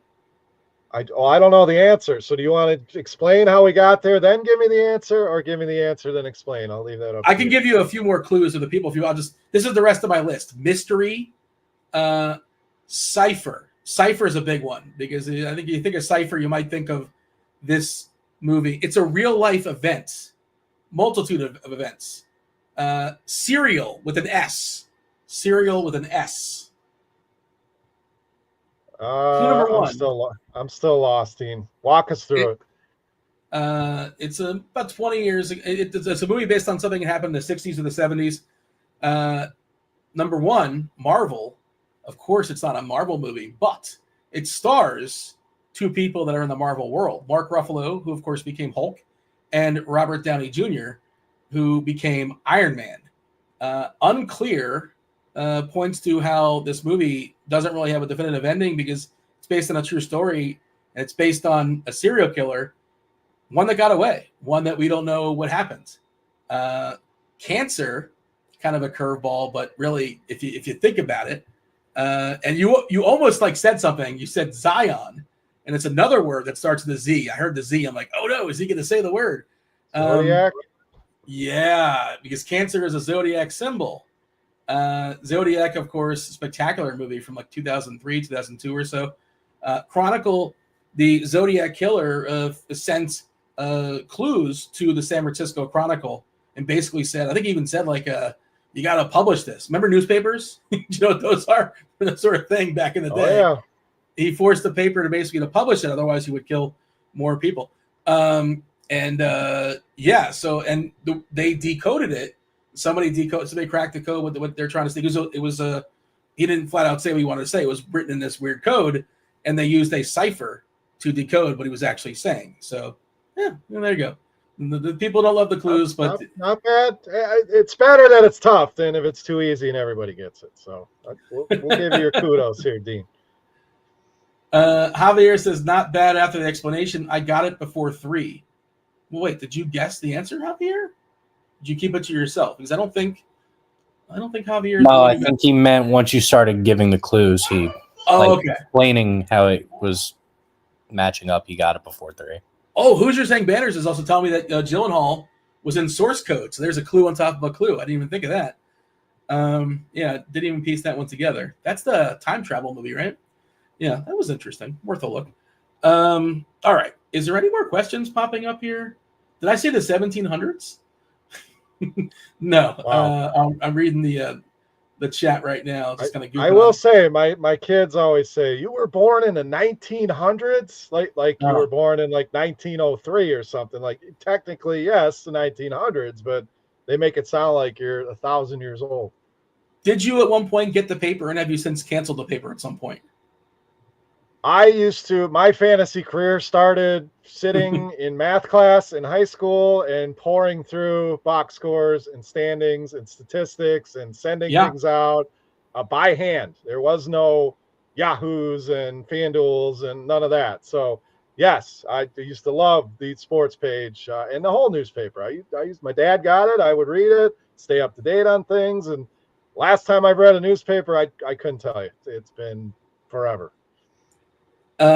Wednesday, I think, was like the big day for like the season stats, either for basketball or I was just like you doing the stat stuff in like math class or statistics, or you should be, paying attention. Kids, if you're out there when watching. The teacher got mad, you're like, I'm working on statistics. This is statistics class. This is math. I'm doing algebra. We're adding, we're subtracting. It's all related to what we're learning here. Look, that's what we got out of our math class is to learn statistics, and here we are. So. Back in the day, Beer, we used to have to like figure out by hand who won your fantasy contest. Yes. Yeah, we didn't have the interwebs necessarily. So you couldn't have some schlub that didn't know how to do math and they're adding it up wrong. Now the scoring's wrong, the standings are wrong. Like you needed to know your stuff. Being commissioner was a lot more responsibility. It was a job. For sure. You don't want to do that. All right, crunch time should be coming in here momentarily. Taylor Smith. Kirkwood, Kirkdiese, leader of the Juggalos, as well as Kevin Roth. They should be knocking on the door. Who's the player that you're most afraid of not having for whatever reason? I don't know if you have one main lineup, a bunch of lineups, you're going to be less in the field. It doesn't fit your build, however it's going to go. Who's the one player you're most afraid of beating you? Jokic. Yeah, that's the where I'm what I'm thinking too. I mean, if you don't have him and he drops a 70-something, like he obviously know that he can, that's a problem. If it's not Jokic, I'm going to say either Tatum or Brown in this Boston-Sacramento game. Is Tatum going to be rostered more than like 8% or so? I don't think so. Which is kind of weird. With all of the value, with all of the scoring potential in Washington, Chicago, I don't see him being overly owned tonight. Maybe I'm wrong. Maybe he's one of those pieces that goes with that value for people, but I don't see him going more than 15, 20%. Eric wants to know, DK tournaments, you like Nembhard over Ball. I haven't really considered Nembhard. Like he's fine, but that's not somebody I've really thought about. Lonzo's got that ceiling, but if he can get 22, 24 minutes against Washington, only so many minutes he can play. Who do you prefer amongst those two? I'm really not on either. If I have to go with one, I'll take Lonzo Ball in that high total game. Just to get a run back. If anything else, you probably have some Bulls, that kind of thing. No, he's on the Bulls. Never mind. Showboat King's out here talking like I was born in the 1800s, using typewriters and abacuses. And I mean, I know I'm old in the gray show. I ain't that damn old. Still on AOL? Damn. Eight sex location ASL. Remember the old chat room thing? So good question from Mr. Richard. How many Warriors do we play DK single entry tournaments? Single entry tournaments, people tend to sort of be really chalky. They don't tend to be as ambitious. I like to take advantage of that. I don't think I'm playing more than 3. I know optimals are going to give you 4. Ugh. Where are you at? Did you have a cutoff? What's the most you'll play? We talked about this earlier. Has that changed? If you really want, I can make a case for 5. If you really just wanted to load it up and hope that they find a way, you hit on the right combinations, that's the extreme answer. I think you want at least 2. I think 3 is probably the sweet spot, and 4, you're pushing a little bit. 5 is the ultimate extreme, all in. Hopefully it hits. So kind of giving you answers all over the board, but to sum it up, at least 2, 3 is probably where I'll end up. Which 3? They're asking, Derek. I think Buddy's my favorite. Yes. Kyle Anderson Jackson should Davis. be fine. Yeah. It's interesting. We only have him for 28 minutes, 12% ownership for him on DK. He's center and center only. I think he's got versatility on FanDuel. I'm pretty sure he's power forward also. I probably wouldn't trust Moody to play more than 25 minutes, but he can, I guess. But they're really cautious with him. But Hield's my favorite. That's my favorite amongst those 3, amongst the Warriors. You know who else can help us out with that? Crunch time. We have chief meteorologist Kevin Roth going to be holding it down, as well as Taylor Smith, Kirkwood, Kirkdiese. Not a lot of teams on a back-to-back tonight, just 2, but this crew is on a back-to-back. They were here yesterday, returning champions. Let's bring them in right now.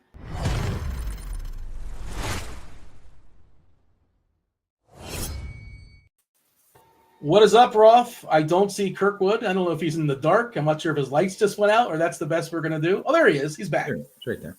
What's up, Kirkwood? Roth, I got a question for you before we start. I don't know if you heard, but Dean is claiming to have a video of you doing karaoke.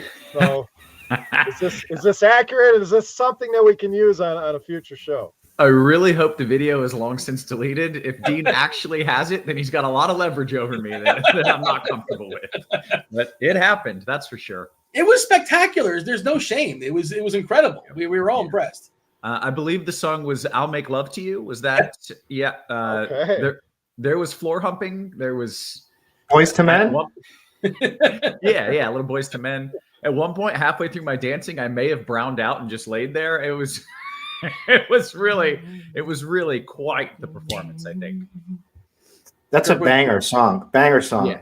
So I'll make love to you. Yeah, and you just got to start grinding. It's about the performance. If you can't add the moves in for sure. Yeah, you got to sell it. Yeah. The singing was fine, but that was that took a back seat. Yeah, for sure. But yeah, back in the day, that was a fun little RG party. Yeah. All right. Kirkwood, you're a karaoke guy or no? Big karaoke guy. A couple bars. You can tell he's a karaoke guy. I have a go-to song too. Let's hear it. And no one will ever guess it. Is it something from the Juggalo Nation or no? No, not a complete 180 from that. It's Lisa Loeb's "Stay."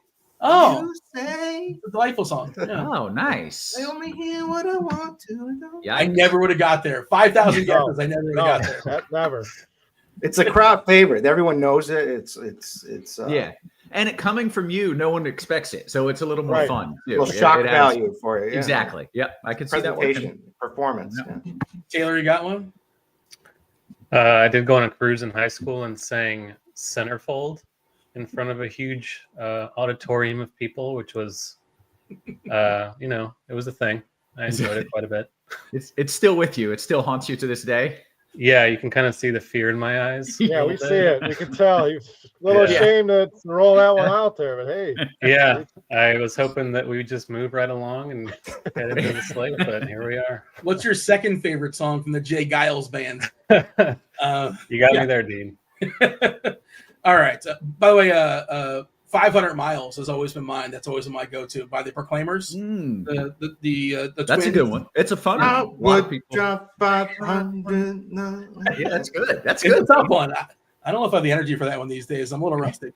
But Dean's like, I would walk roughly a mile. In high school, I would walk. then I would Uber. Beer, anything else before you step aside and get out of here and make way for crunch time? No, let's turn it over. Good luck to everybody. Enjoy that. We got football, we got basketball, NFL playoffs, college football tonight. So an awesome weekend. Appreciate everybody for tuning in, and we'll turn it over to these boys. I presume we have NFL content over the weekend. I will tell you there's a Pick Six show. Myself, Rich Rebar, TJ, and Rob, we recorded a couple days ago. Not a lot of news has changed, so feel free to check that out on the feed. But yeah, let's go ahead and yield. 7-gamer. You got Roth, you got Taylor, you have Kirkwood. Roth, take it away. Appreciate it, Dino. Good stuff by two of the RGOGs there. And now we dive in to a little CT. That's crunch time, taking you up to lock. We might take you through lock. We might talk some shenanigans, but mostly we're talking hoops. I got a slate, a B-ball to get through, and I need the help. I was on such a hot streak early in the season, and then I won $100 with a $1 entry, and ever since then, I just kind of turned off the effort, and I haven't won since then. I need to lock back in. That's what I'm doing tonight. We're locking in. We're taking down another tournament, and I need your help. We got Chris Kirkwood, one of the sharpest minds on the East Coast in the biz. What up, Kirkwood? What up? What up? Doing all right. I got a lot on the plate. We got an NFL show people should tune back in for at 8:00 right after this. So right when we click close from this show, I'm gonna have to start cramming for NFL. Okay, very good. Well, we got you covered here, coast to coast, sport to sport, NFL, NBA, East Coast, West Coast. Taylor Smith in the house. What's up, man? How are you? Doing well. Yeah, it's kind of a wild little slate. We have still news outstanding in the last game of the night. The best player in the league, questionable. So kind of a lot of ways this can go, but Amen Thompson is questionable. Not Ahmed after last Thompson, night, not the Rob. best Maybe player. that's why you didn't catch. Wrong time to make that joke. I'm sorry. That's why you didn't catch last night. It is actually. Yeah. I played both Thompson brothers, and Amen did me dirty. All right. Well, let's. I assume that's Joker. Would be my guess. Yeah. You are correct. Yeah. All right. Let's dive into it here, Taylor. Do you want to give me the rundown of what's happened? You already mentioned we're waiting for Joker news, or do you just want to dive into it? A little FanDuel cash or just FanDuel point guard? Yeah, we can hop in. The big thing is the Warriors. Pretty much everybody's out. Curry's out. Draymond, Kuminga, Pajemski, Wiggins. Like they are down to, I think, 10 guys on the second half of back in Indiana. Pretty big underdogs. D. Fox is out. Paolo Banchero's back. The Nets have injuries. Karl Anthony Towns is questionable. I feel like he's going to play.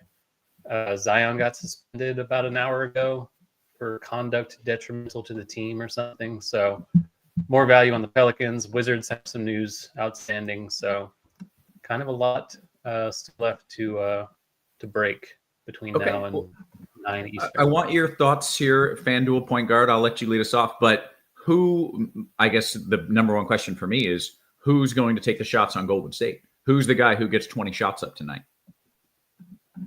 So it's probably Schroeder, I would think, is the most likely candidate to do that.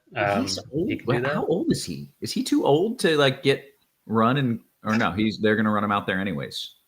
Yeah, well, they don't really have any guards is the thing. Like they have Moody and Santos, whoever that is. So like Schroeder's kind of the ball handler by default.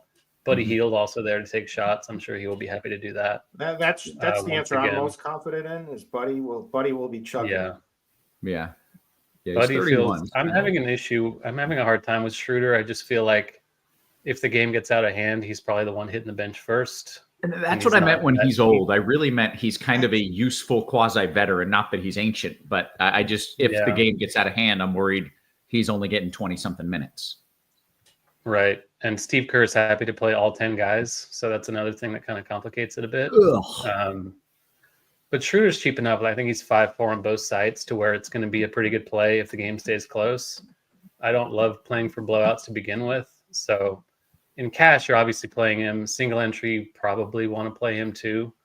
But point guard, he can play him at shooting guard, which is helpful. Point guard is always pretty loaded, so there are no shortage of alternatives if you don't want to play that chalk.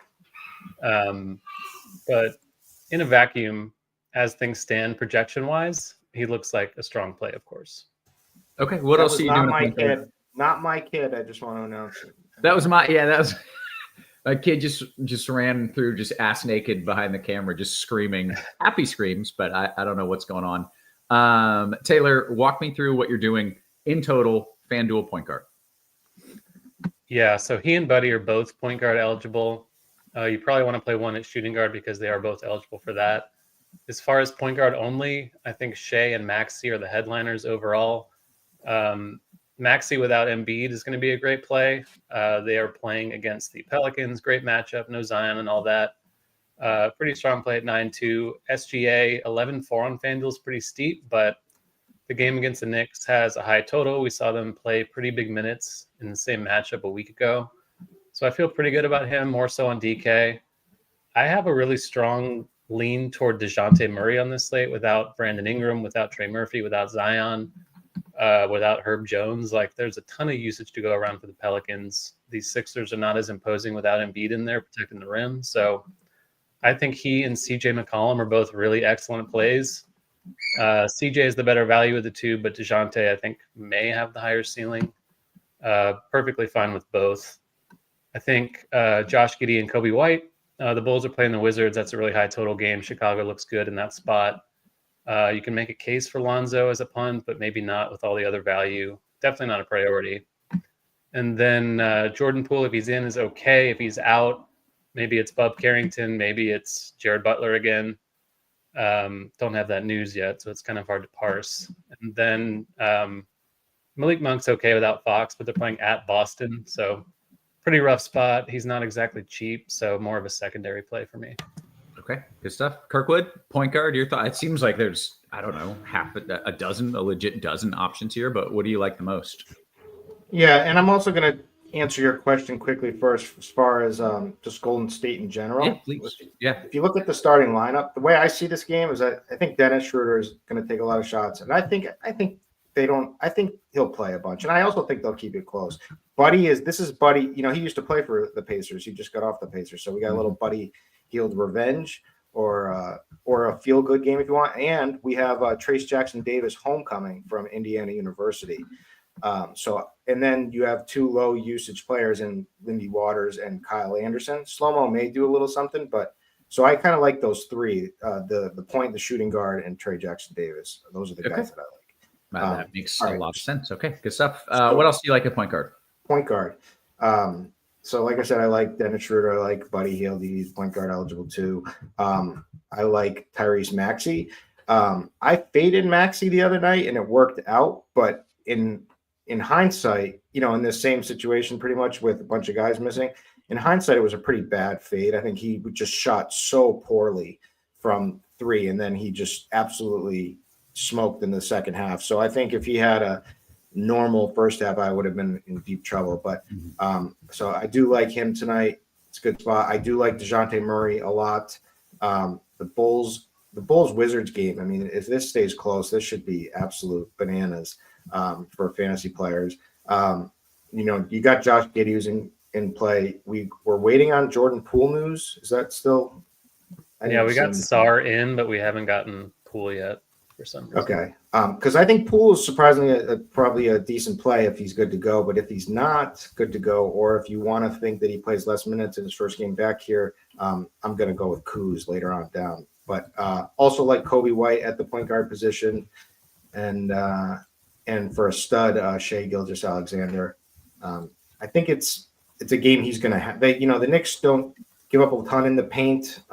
They don't give up. They're a bad matchup for opposing centers, power forward. So I think that it's going to have to be on him working it, and he's totally capable of playing well against anybody. So I think he's going to be a good stud tonight.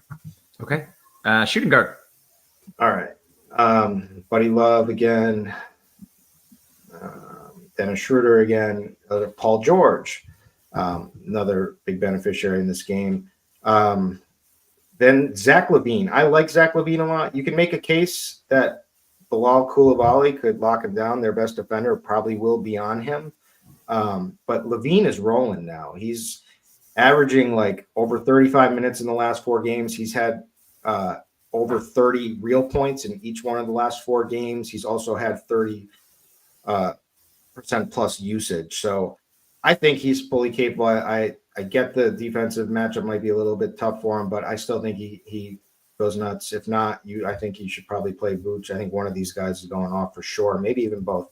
Malik Monk is back in our lives. It's against Boston. It's tough, but De'Aaron Fox is out. So I think Boston's going to blow them out. But as we said last night, like the whole key to last night's slate that I really messed up on was just like underestimating the Raptors' ability to hang with Cleveland who was on a back-to-back against, in a really their biggest game the night before. So, and Toronto had some players back. So I'm trying not to be, to predict blowouts, but I get caught up in it like everybody else. But so could be good plays on Sacramento, but I do think Boston whoops them.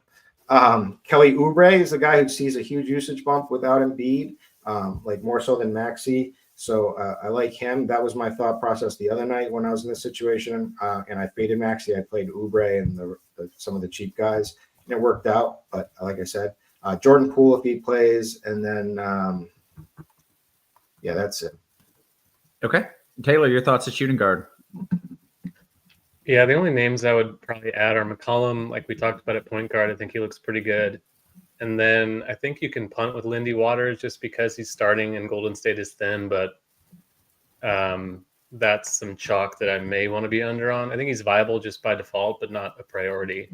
And then Coulibaly, 6K flat, he's a little cheaper on FanDuel than DK. Just an easy way to get exposure to that game. But more of a secondary play, just kind of like everyone else on the Washington side for now. Okay, that's it. Small forward then. Yeah, I think the one wizard that really stands out is Kuzma. Great matchup. He's cheap. He's in the low 6K range on both sites. Regardless of pool, I think he's a really strong play. Not going to be – he might be more on FanDuel, but not projected to be like super chalky either way. Paul George, of course. LaVine, you can play here. Kyle Anderson, I think he's starting in place of Draymond, 4-1. Didn't play much last night, but by default, more guys missing from the lineup. Should have a pretty safe role. Decent per minute producer also. I think you can I forgot to mention Jordan Hawkins at shooting guard, just a brief aside. Like he's super cheap, a pivot away from some of the Golden State stuff. Not a safe play, but he did take 16 shots in the last game. They're thin without some high usage plays. So I think Hawkins at shooting guard is another one to add. Anyway, Javonte Green maybe on FanDuel in a tournament, but even that, like he's not going to get a lot of usage for the Pelicans. Could start, but not super exciting. Like the Oubre call. I think Tatum at what should be reasonably low ownership is fine if you have money to spend. And then just kind of the same stuff. Coulibaly, Michael Porter, okay, but nothing too exciting with him. Okay, Kirkwood, small forward. All right. I like Paul George again. I like Zach LaVine. He's small forward eligible here. I do like Kyle Anderson. It's just if he doesn't get there, I can't at 4,100. I can't see him not getting there. Kuzma is one of my favorite plays on the slate. As Taylor mentioned, Javonte Green's going to play a bunch of minutes. It's 3,800. He's a sense of value. He's probably going to be defensive stats. He's going to need defensive stats, and he very well could against this Philly team. But I wouldn't have. He just doesn't have a massive ceiling at all. So I'm a little worried about him. But the minutes are going to be there, and he could get some defensive stats that go nice on FanDuel. I like Kelly Oubre, as I said. If you don't want to play the blowout game, Jason Tatum. I mean, if this game just does happen to be close enough to give him 4 quarters, he should absolutely smash. And then maybe some Jalen Williams. Okay, how about power forward? All right, power forward. Kyle Anderson again, power forward eligible, but we get the homecoming TJ Trace Jackson Davis back in Indiana against the Pacers. Good matchup.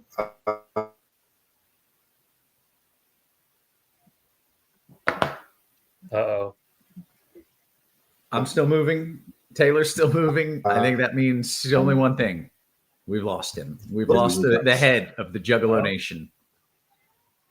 Man. I'm on it. There he is. All right. Well, we got you. You're back, actually. Maybe just cut 1-2. out 1-2. Okay, All good. you're back. False alarm. Okay, All right. let's keep rolling. You were going through power forward. I don't know how far you got because suddenly you just... Yeah, I don't either. So I'll just say Trace Jackson Davis, the Dancing Bear, Yabusele, because Drummond and Embiid are both out. Also, that makes me like Misi on the other side when we get to center, but I just wanted to get that out. Kuzma, you can play Giannis as a stud. There's a lot of value. It's not hard to do. It's not the best matchup against Orlando or pace, but he can always go off. Domantas Sabonis, Siakam, Tatum, and if you're feeling frisky, maybe a little Ben. Nah, forget Ben Simmons. Okay, you thought it, but then you swallowed it. You were like, no. Nah, Reel it back in. not going down with him. Okay. Taylor, power forward, what are you doing? By the way, Kirkwood, you paused there. You're like, if you're feeling frisky, and you pause for drama. But I thought you're internet pros again, and it made me really nervous. But we're good. We're all good. Taylor, what are you doing in power forward? Pretty much same thing. Jackson Davis looks good. Power forward eligible is helpful. Kyle Anderson starting. Kuzma again. Yabusele, Sabonis on the high end is okay. I think Patrick Williams as a cheap way to get exposure to Chicago looks pretty interesting. Noah Clowney, maybe kind of a fringe player pool type guy, but saw a ceiling in the last game. Ben Simmons being back is not going to help him in theory, but still cheap enough to play, I think. And then all the way down at 3-5, Guy Santos played a big role last night. Not starting this game, but should still play decent enough minutes, and he's the minimum. So I think you can do worse than that too. Okay, Dean coming through with the Pelicans starting lineup here. Murray, McCollum, Hawkins, Green, and Misi starting. So if that means anything to you, perhaps it will as we move to the center spot, Taylor. Yeah, I liked Hawkins even before we knew that, and I think he's pretty solidified now. The minute should be pretty good for him. Brandon Boston, not so much. Again, just like the other night, but it is what it is. At center, Jackson Davis looks good. Vooch against the Wizards, 8K flat on FanDuel is pretty cheap.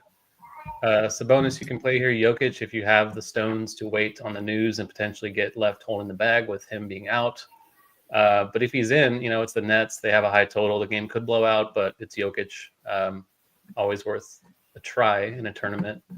I think Towns in a tournament's also really interesting. OKC doesn't rebound well. We saw this game a week ago. The starters played huge minutes. He's questionable. Like I said, I think he's going to play, but we'll see. Not a terrible Porzingis spot. Maybe more so on DK than FanDuel, though, given the scoring system with three-pointers and all that. Hartenstein on the other side of the Knicks game is okay. A little bit of revenge for him also. And Sarr is in, so Valanciunas isn't really a play, unfortunately. That probably does it. Okay, good stuff. Kirkwood, center. Yep. So we Trace Jackson Davis, center eligible also. I do like that Hartenstein call back in New York, which kind of jump-started his career. He had a lot of opportunity and really played well, and now has a good role too with OKC. So Jokic is a really strong play if the game stays any close at all, or if he even plays at all. But so that's the problem, is that game's at 9:00. There's only one other game. There's a game at 8:00. So that's it. So if you like, and there's nothing to spend the money on because it's all Brooklyn, value pieces for most. So it's for GPPs, and I do think he's going to play. If you want to gamble, I think he's going to be really low, a lot lower owned than he should be tonight. Mm-hmm. So if you want to gamble, it might kill your lineup, but I think Jokic is a really good play. Okay. For GPPs only. Sabonis, Miles Turner. Oh, Vooch. I love Vooch. Yeah, I would play one or the other, Vooch or Levine, but I think one of them goes nuts. And that's about it. Did get a question from Chris, who I have NFL takes in line with, so I like him, and I'm prioritizing his question. Yeah, I do that. Any DeAndre Jordan at center on FanDuel, Chris Kirkwood? Well, the Joker would have to be out. I wouldn't play him if Jokic is in. So yes, you can definitely play him if Joker's out. But if that's an easier thing to move, you can probably make your lineup, and make sure you have enough money to pair it with one of the Brooklyn guys you could switch to. Mm-hmm. But that would be the way to play that. Okay, but yes, if you're running into the same issue out, yes, of needing to pivot, yeah, okay, much different than the issue of having 12,000. Right, where you just literally can't spend it. Yeah, I get you. All right. Hey, you know what's a great thing is what we've got for you. RG Combo Pro, it's going down. If you're playing multiple DFS sports, check this deal out for a limited time. Get your first month of Combo Pro for $79.99, just $15 more than PGA Premium, just $5 more than NBA Premium. I don't even understand how we can offer this, but we are, and it is available for you. Again, that is $79.99 for your first month of Combo Pro with RotoGrinders. All right, let's kick it on over to DraftKings. Kirkwood, you get to lead us off there at the point guard spot. Okay, 1 second. Taylor, that's fine. Okay, here we go. So, point guard, Shai Gilgeous-Alexander for a sub. Really like him. Sorry, my computer is slow as heck tonight. All right, here we go. We're back. Yep. So Dennis Schroeder, obviously, Maxey for sure.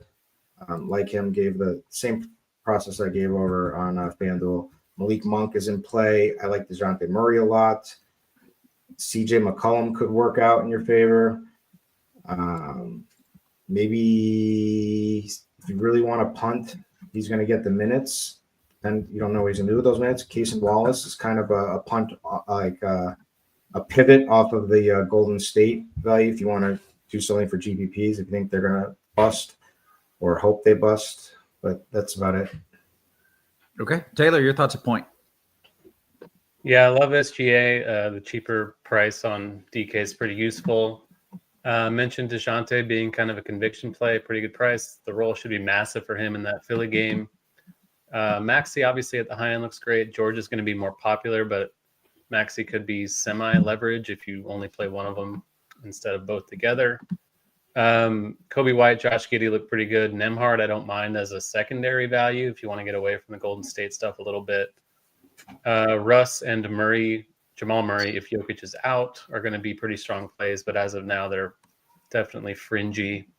Cason Wallace is okay, just given the lack of value at point guard beyond Schroeder, but probably a pay-up spot for me overall. Okay. That brings us to shooting guard. What do you like there, Taylor? Yeah, Buddy, you can play here shooting guard only. I think Guy Santos is also shooting guard only, so it's a little complicated. Both are fine. Obviously, Buddy's the priority in the starting lineup. Lindy Waters, another punt you can play here at 3-3. Jordan Hawkins, I mentioned, is 3-2. Kind of like that compared to some of the Golden State stuff. Paul George on the high end, Zach LaVine on the high end, Oubre, decent mid-range play. Malik Monk, probably tournament only, but should have a massive role if they can keep the game close. Schroeder, we mentioned. CJ McCollum, we mentioned. Brandon Boston, now that he's off the bench, probably not so much.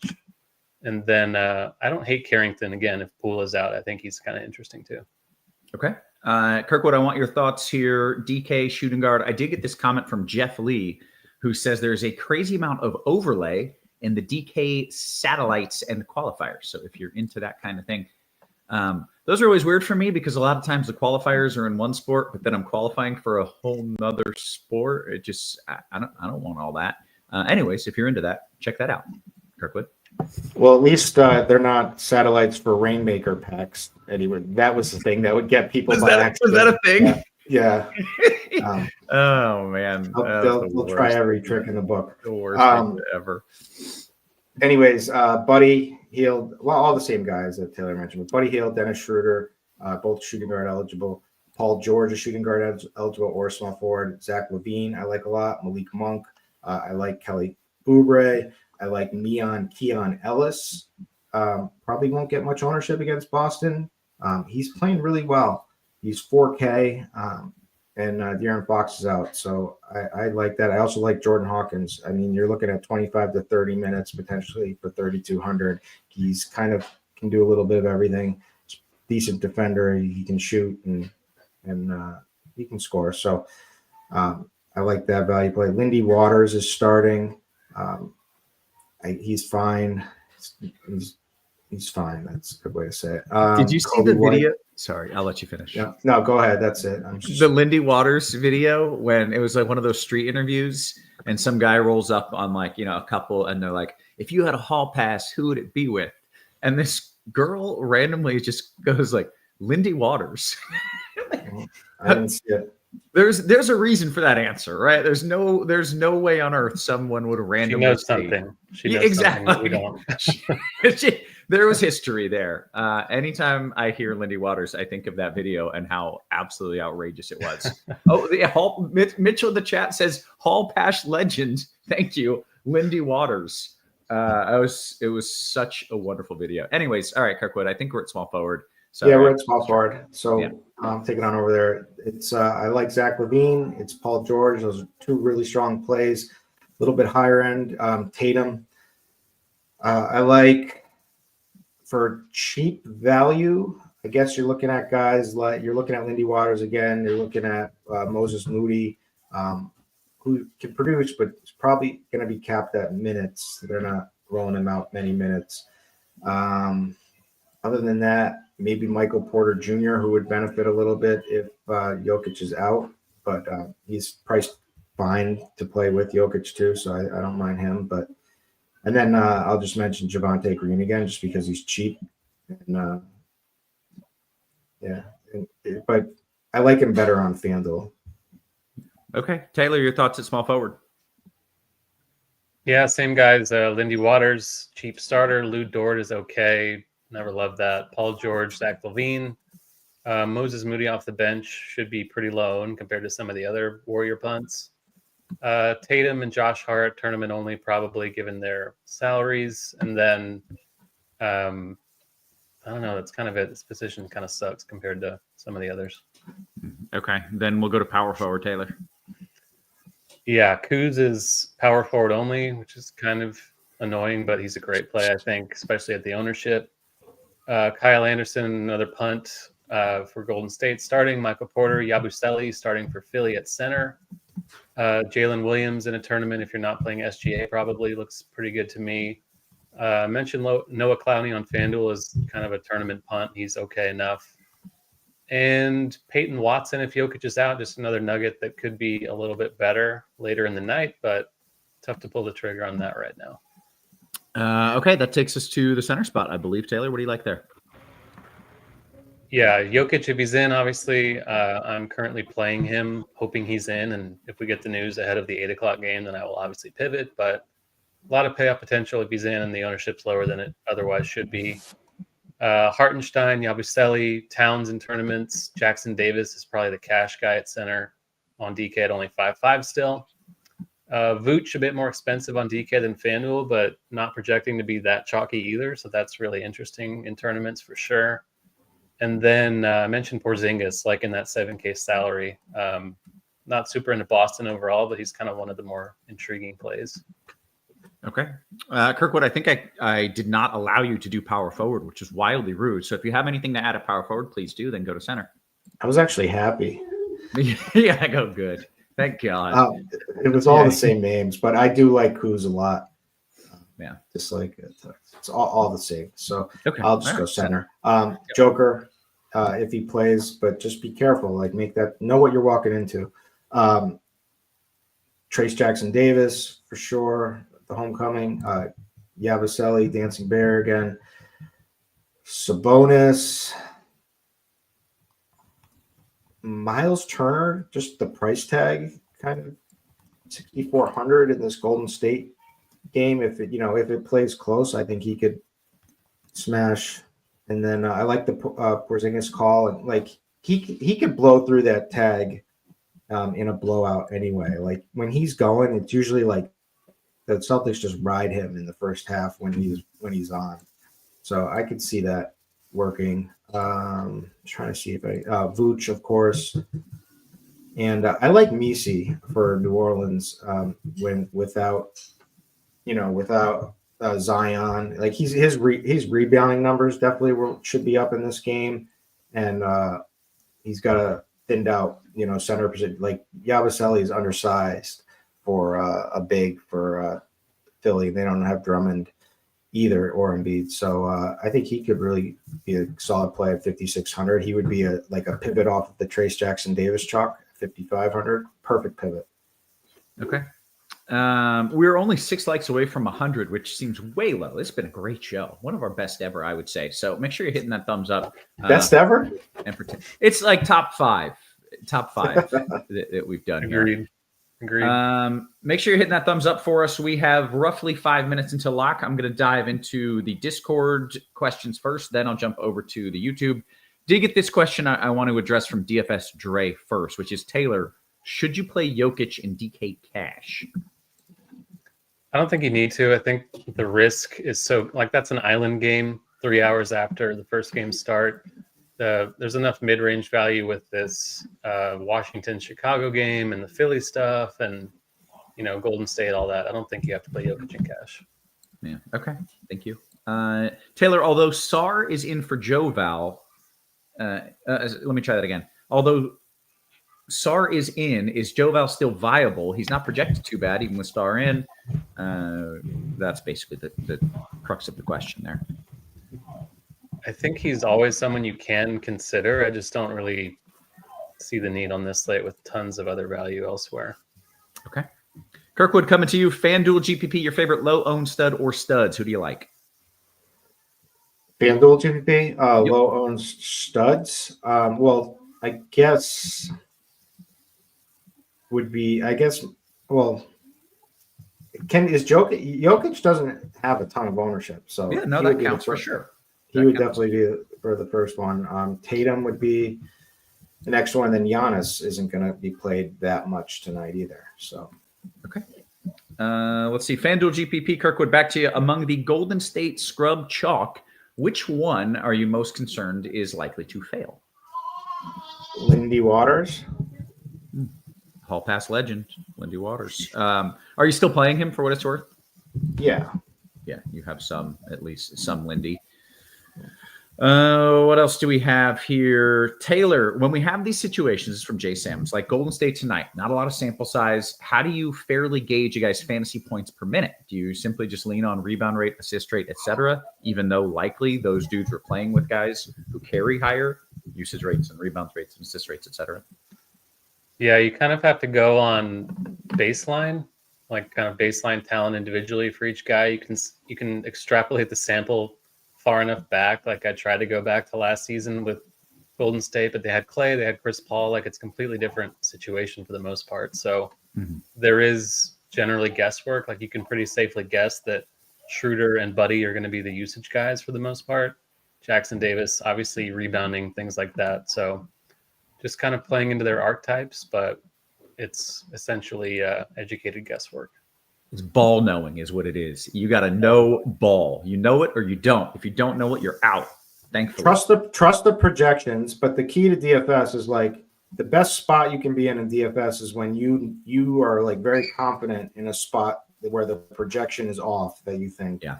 And then maximizing those edges, like all the best. I don't watch enough hoops anymore. I used to watch basketball every night, and I had those feelings. I would be like, no, I know that this minutes projection is low. I'm not that guy anymore. I feel like I've lost my edge, Kirkwood. You're drinking too much, or out of your neighbors, like only on Sundays and Mondays, and that's totally fine. Plus, it was the holiday season, and you have kids now. The kids is the biggest impact of everything. It really is. There are definitely some days I'm not drinking, and the kids are like, I'm like, yes, all right. I'm sure that's really healthy. If you're a doctor, let me know if I'm doing something wrong. DKGPP Kirkwood forward at 6,100 or less. DKGPP forward 6,100 or less. All right, 1 second. Forward salary 6,100. Okay, so we're gonna go I hold on. My computer is being so slow. Okay, I will ask. Sorry, here we go. Right. Kyle Kuzma is the number one for sure. Yeah. All right. Kuz, and then other than that, well, if you had an extra 100, I think Michael Porter Jr. And then the Dancing Bear is below that. Okay. Did get some news here. Cat and McBride are in. We'll go to a DK GPP question. A couple of them here from the John Tom for you, Taylor. Waters, Gui, or Hawkins? GUI? Gee, I guess. Santos. Oh, Another okay. Golden State guy. Yeah. Okay. I think put Lindy. the GUI in all caps and it threw me. I thought maybe we were this with 3 letters. I think I'd go Hawkins personally. Okay. And then White or Kuz? Kobe. I like Kuz. Yeah. FanDuel single entry. Any love for Giddy? Taylor, D-Dot mentioning he's been terrible lately. Yeah, it's pretty volatile, so it's not a sure thing by any means. But if you're going to take the dice roll on him, you might as well do it against the Wizards. So I'm fine with him. Michael says, "Wait, was that a goat? It might have been me making noise. It may have been kids in the background. We don't know. Let me know if it was me or a kid." Let's see. Kirkwood, FanDuel GPP, Towns and Hart or Giannis and OG? Wow. So you like the Knicks game anyway. So I would go Giannis and OG and just hope for a massive Giannis game. Okay. Hey, guess what we did? We hit the lock, ladies and gentlemen. We've done the thing that we came here to do. If you're watching on the YouTube, before you go, hit us with the thumbs up. We would appreciate it. I'm not going to beg. I'm not going to grovel. Actually, I am. We're trying to we're trying to take over the world. We need your likes. It helps us get more eyeballs. So please do smash that like button. We would appreciate it. With that, I think we can bounce on out of here. For Kirkwood, for Taylor, for our wonderful production crew, always working hard behind the scenes. Guys, we appreciate you. We love you. And we will catch you tomorrow. You have been fun.